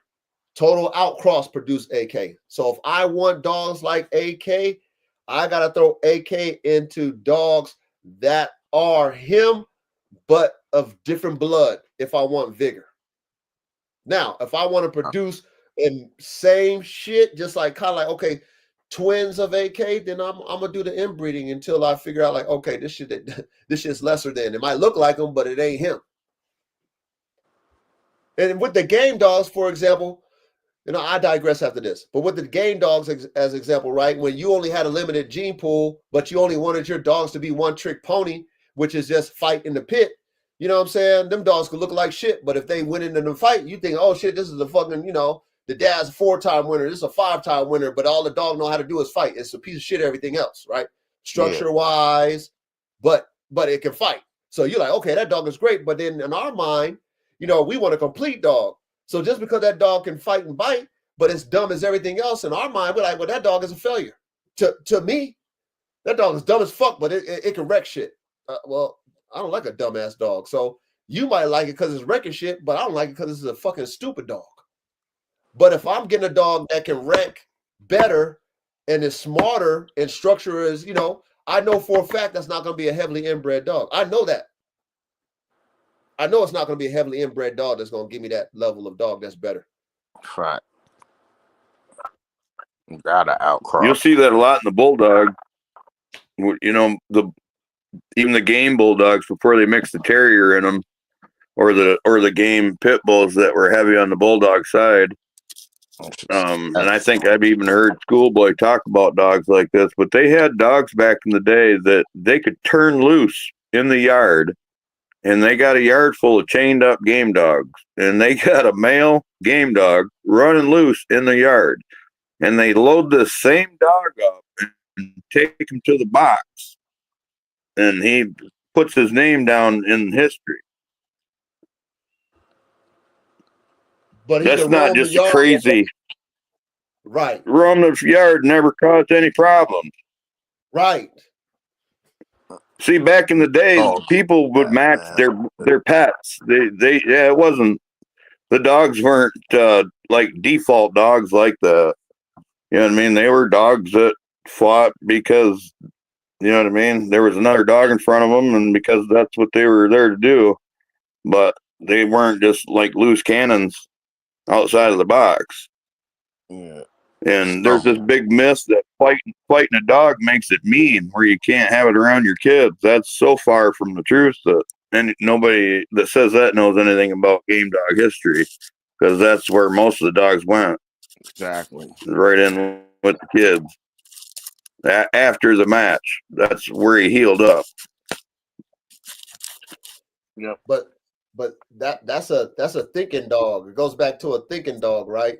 A dog that understands, okay, when it's time, then we turn it on. When it's not time, then we turn it off. And when you heavily inbreed a dog, and like I said, I've bought a dog that was heavily inbred and I gave it away. And it was a pit bull. And like I told you, that's my pet peeve. I don't like a dumbass dog. That dog was dumb as hell. But I mean, it was aggressive and doing all that shit that you like to see. But I don't like a dumbass dog. I like it. I need a dog that can think, like you say. Once it's time to get it in, it can get it in. But when it's time to be around the kids, or like you said, we in the yard, you know that this is a yard that you've used to, you grew up around. Why are you trying to hit that? Why are you trying to fight that? Like, you know what I'm saying? Like, that's the stuff that I deal with, let's say, with Shaka when he was younger. You know what I'm saying? Him and his brother had that understanding, but then Shaka, he wanted to hit everything in the yard. And it's like, he's not a dumb dog, but at the same time, it's like, dude, you grew up with these dogs. There's no problem, but he has something to prove. You feel what I'm saying? Yeah. And that right there is like, okay, I can deal with that to a degree, but if you're a one-trick pony and I'm betting you off of your drive, and I'm saying you're the greatest dog because you're just so driven to do damage, but you so stupid everything else, that is not a top-tier dog to me, personally. It's not. One-trick pony. That's a one-trick pony.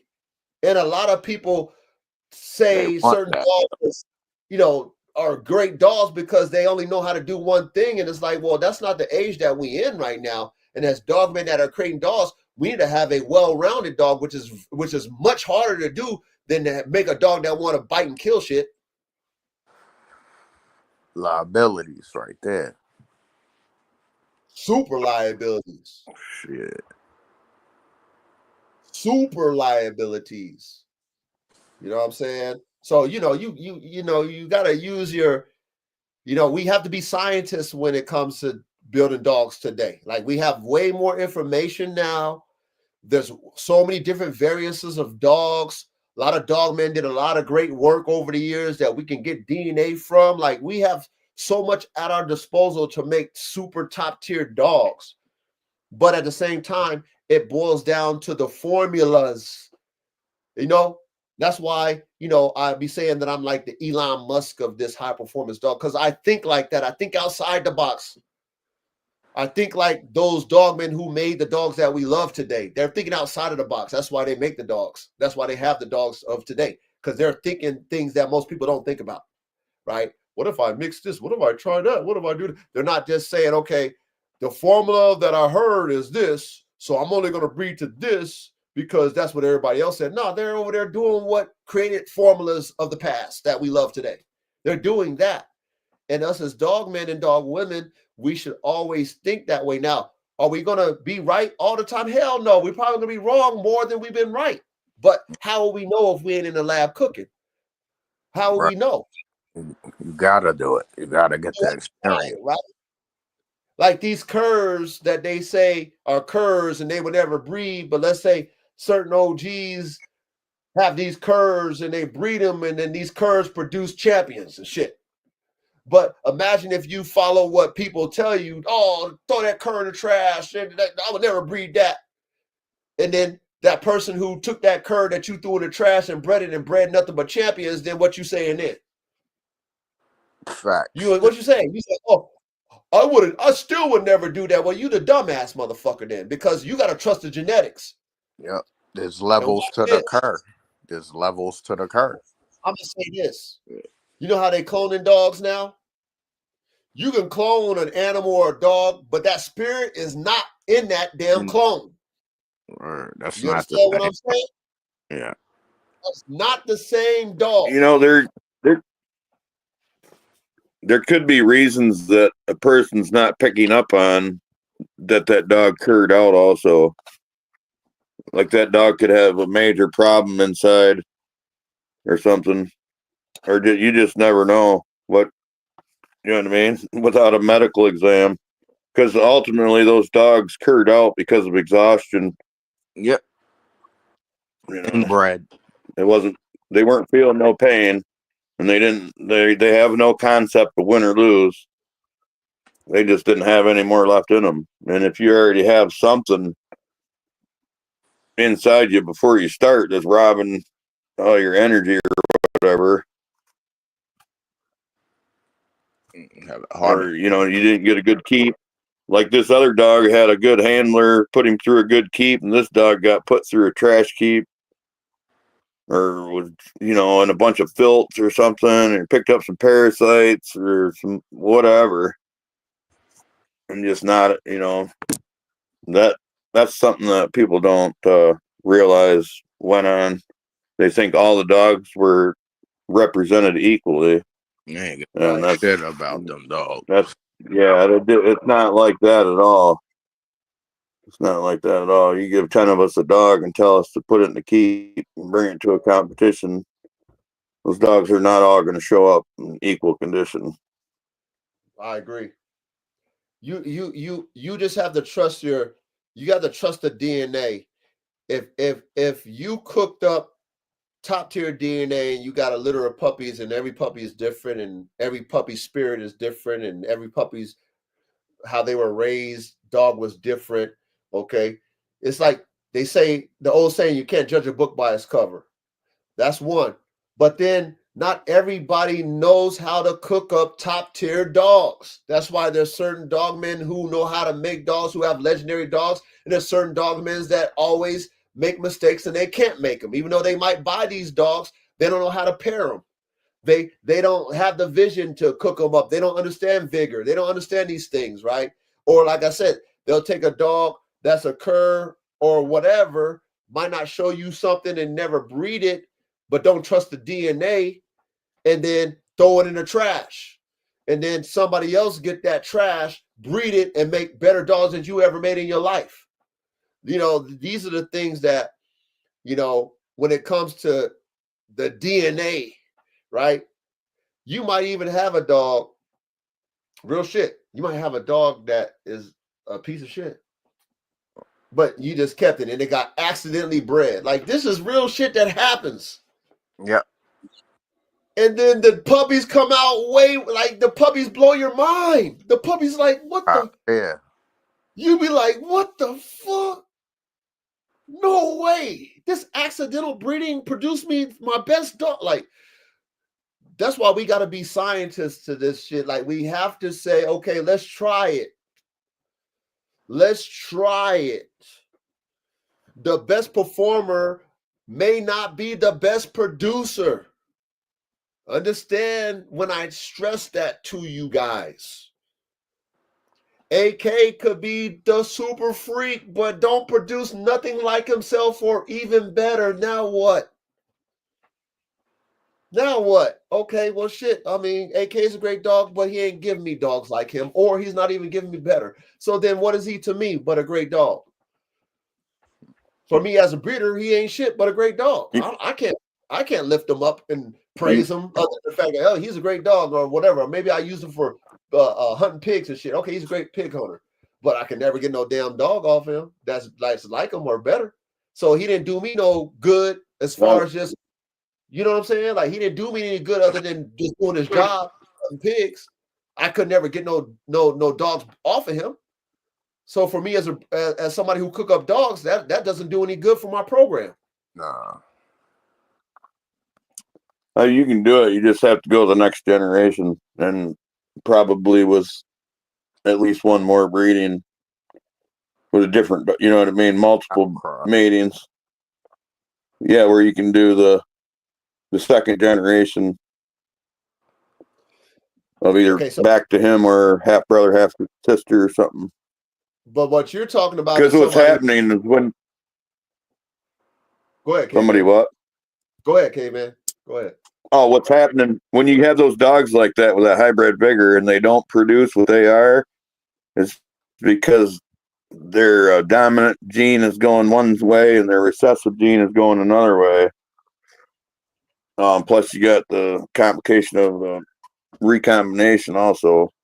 But you can breed him to multiple females or take multiple pups of his and pick this piece that went over here, even though this pup only got half of him, this other pup got the other half, that other piece that's missing. Or it's not quite that perfect, you know what I mean, on the numbers, but you get what I'm saying. They lean this way, and the other pup leans that way. But see, You know, you gotta and you have recombine them. talking. See, you're talking about somebody who's willing to have patience and try different variances to create that, to bring it out. But most people don't think like you, Yeah. Cave. That's what we talking about. We see you're talking about somebody who's in the lab. You're in the lab, Caveman. So you get it. You know what I'm That's saying? what you do. Yeah, that's what you do with a dog like AK. Yeah. Well, you're gonna be in the lab. Or if you're doing something, what they did this. They did this with several dogs. They did it with all the coon hounds. They did it with the Great Dane and a list of other dogs. They took a sight hound and a mastiff, and they crossed them. You know what I mean? They got an F1. Those pups didn't produce what, I guarantee you, those dogs didn't reproduce what they were.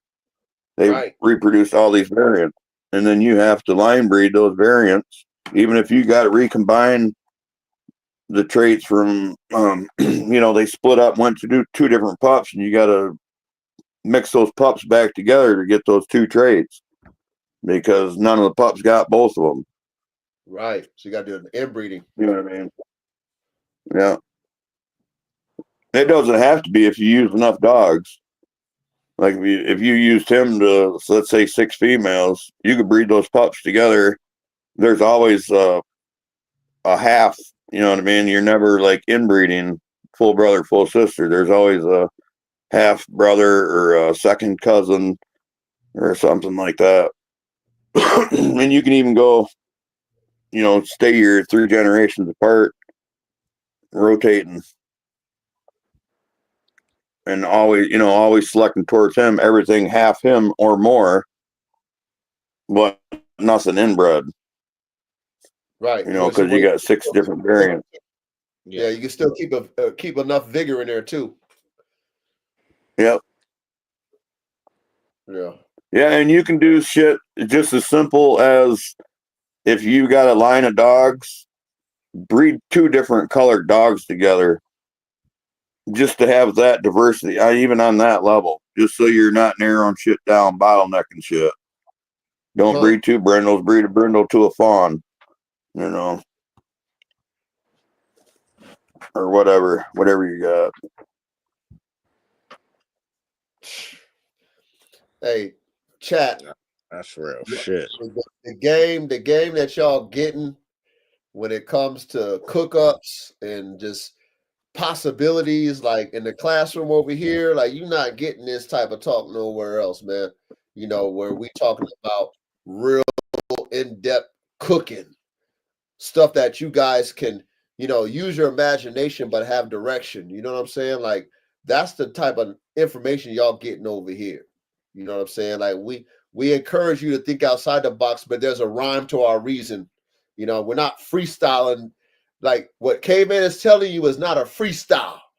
He's giving you a way to keep your shit tight, but still have variance, but still, you know, line breed, but still have vigor. Like the formulas that we talking about is to enhance your line, but then still keep your genetic, you know, characteristics that you work so hard to establish in your bloodline, but still get the vigor by adding that outcross to that.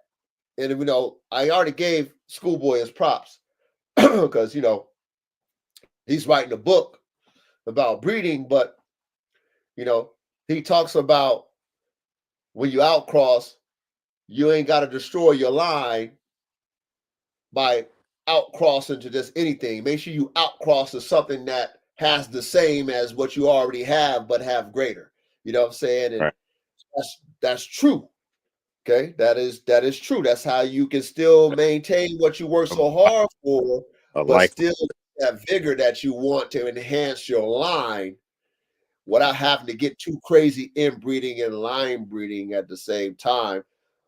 But if you do have a potent like foundation dog, like for example, an AK or whoever you might have that is potent, okay, and you want that to be the foundation of your blood, you can always add that into that. So that's why I was telling you too back in the day, K-Man, where I was talking about how I was going to play around with my formula with AK. You know, once I tighten him up to his daughters, then I'll take him to maybe a half daughter or son, and then I'll take him to an outcross, and then on that third one, I'll bring him back, take a straw, or if he's alive, I'll take him back to, you know, maybe his great, you know, grandchild. And just do it like that, you know what I'm saying? Because I'm getting vigor on vigor, but AK is so potent.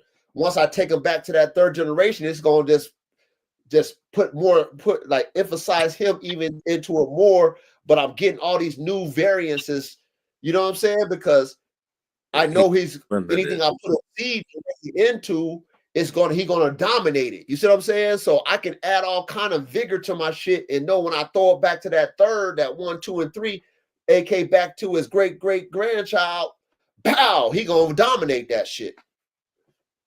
But I got stupid vigor, I got all kind of performance parts in his genetics from different, you know, different dogs. If I want to do let's say if I do one outcross every third, I'm getting just new shit, but AK dominates.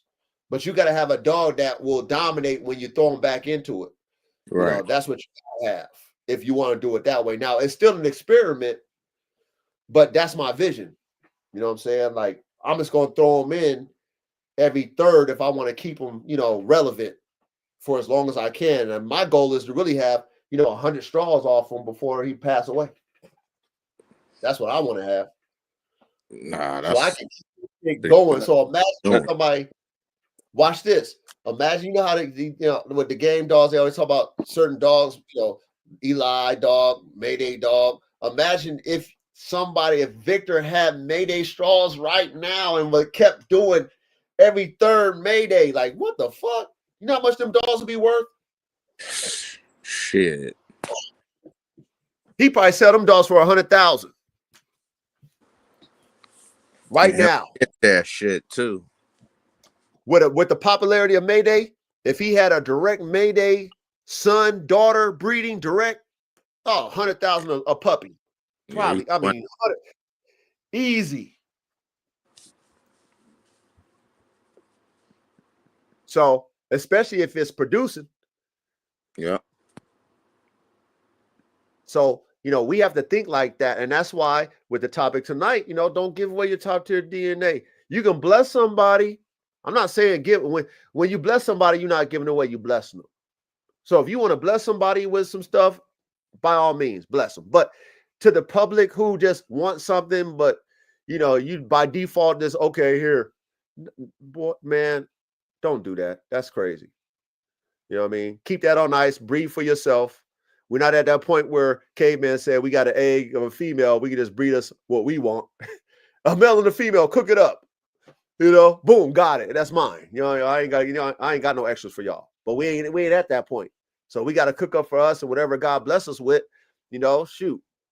You know, it is what it is. But when you have a program that you guys worked hard on, that you paid a lot of money for over time, just taking care of them, maybe you know, spent some money on certain dogs.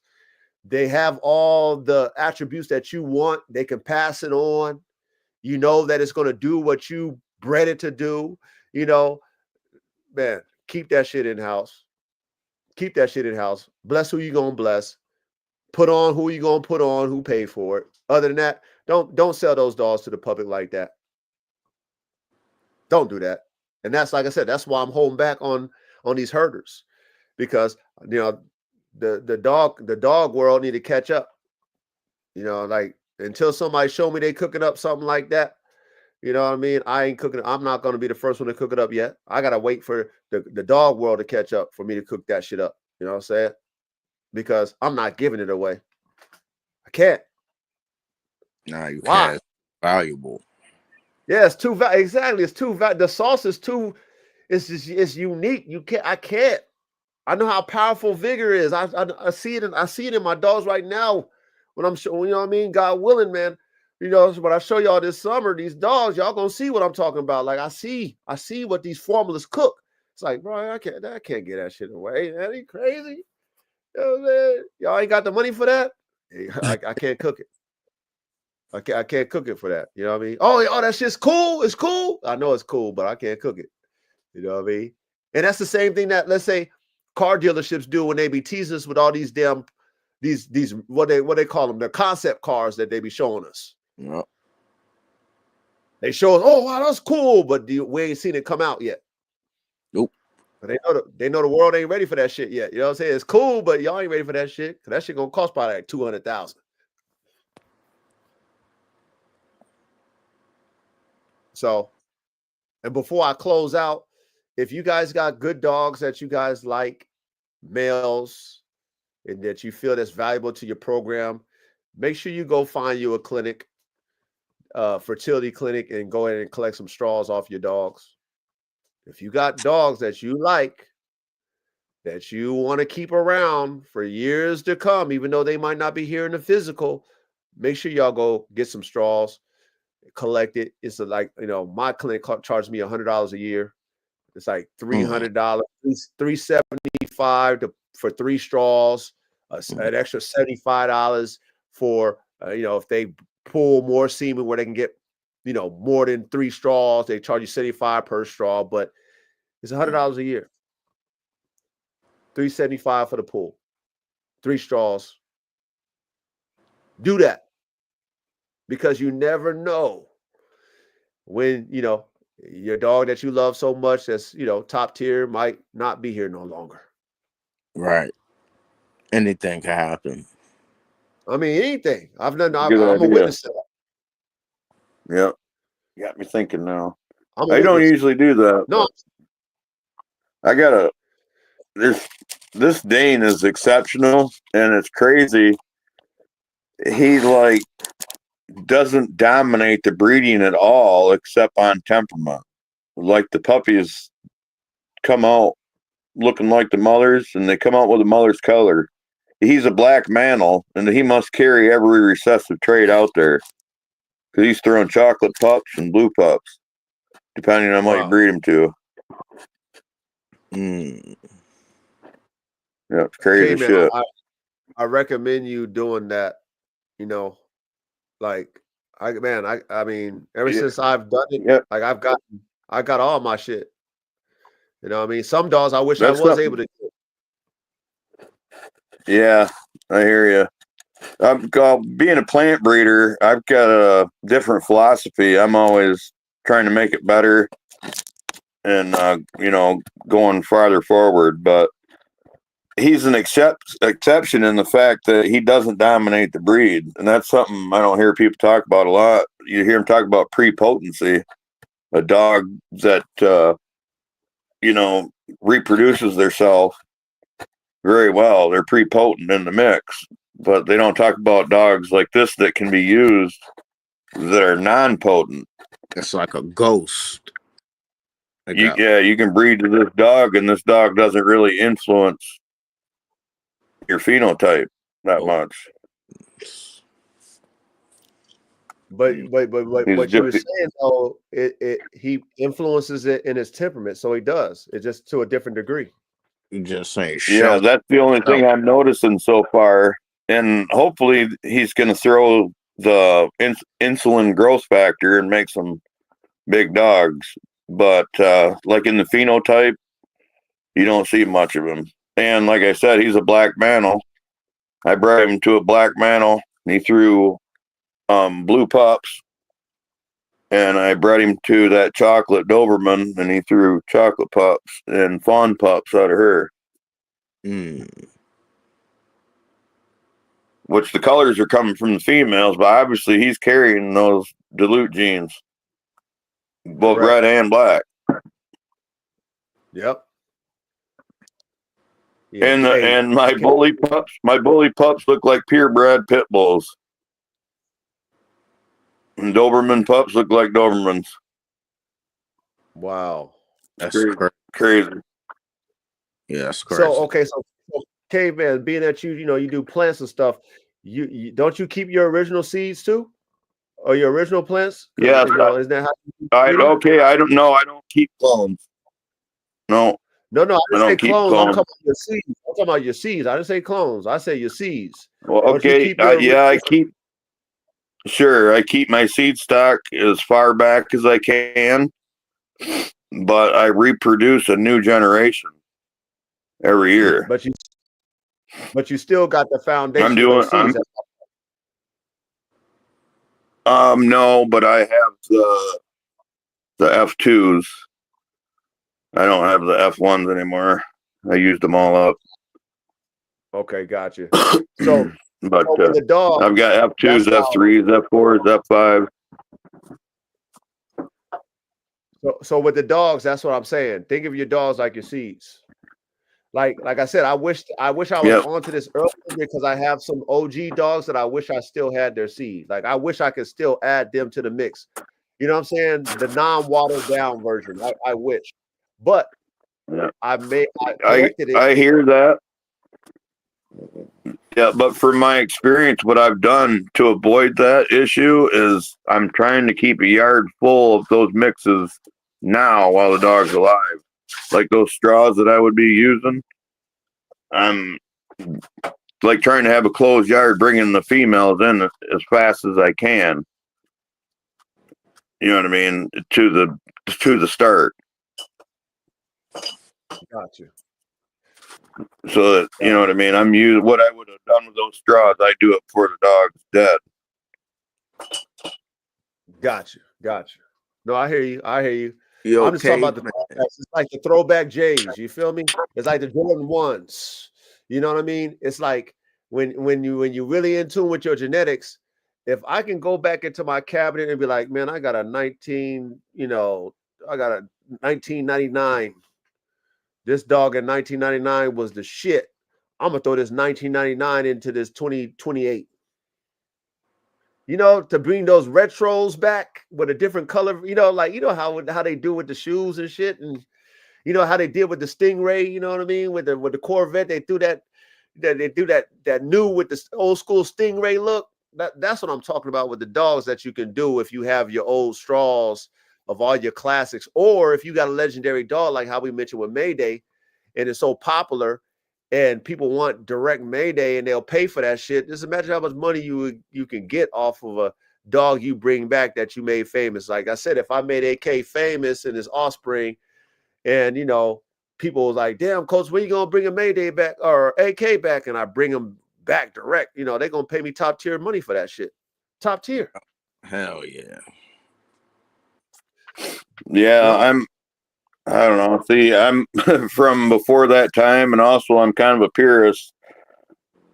I like the natural breedings, but I'm not against the straws. I'm just saying I'd do it a different way. Just like the embark testing, that's a very useful tool, and I encourage it. And I've had people test me on it and test my pups, and they're clear on everything.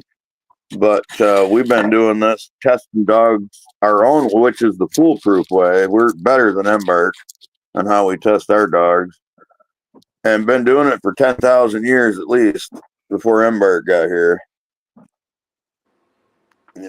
So that's, I don't know. That's why they call me caveman, I guess. Yeah.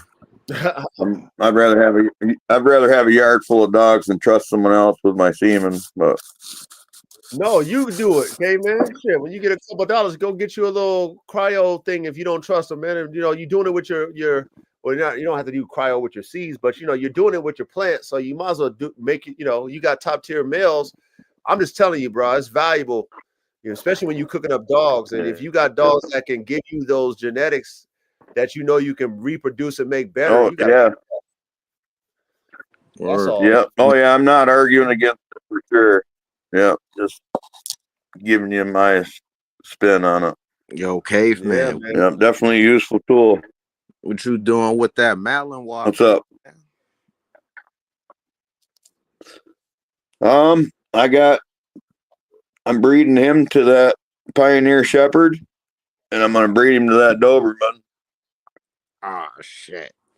Oh, a Malinois to a Doberman. Yeah, Malinois Doberman. Wow. That's gonna be dope. That's gonna be tight, ain't it? Yep. Hell yeah, that's gonna be tight. Yeah. Very Ooh. athletic. I envision. Yeah, I envision like a very intelligent Dutch Shepherd type dog coming out of it. If you think Really? about it, you add the Malinois to the Dobie frame and the Dobie mentality. Yeah, I'm guessing they're gonna look like Dutch Shepherds. Oh, that's interesting, man. That shit gonna That's be why I say you got awesome. We'll see. We'll see how good I am. You gotta can test me right here. We'll see what they turn out like. Hey, you gotta announce those type of things, man. That shit might go ham. You post something like that, that shit might go ham on the internet. Hell yeah. Cause I ain't never heard of that one. Yeah, it all takes time. Yeah. Oh, I guarantee it's been done lots of times, and that cross has never been given credit. They just swept it under the rug and said, "Check out these Malinois I'm producing." True. Yeah. Same with the pit bull. They bred the Great Dane and the pit bull into those Malinois over there in Europe. I agree. Because you get inbred depression, those Malinois start getting small, so they breed Dane into them. Because of the size, and the Dane is, if you get a good Dane, they're a very good working dog. Well, then they breed the pit bull in there for that more drive and for that, that head. And you can see it. You go in them Malinois groups and protection groups, you see the pit bull terrier in them mouths.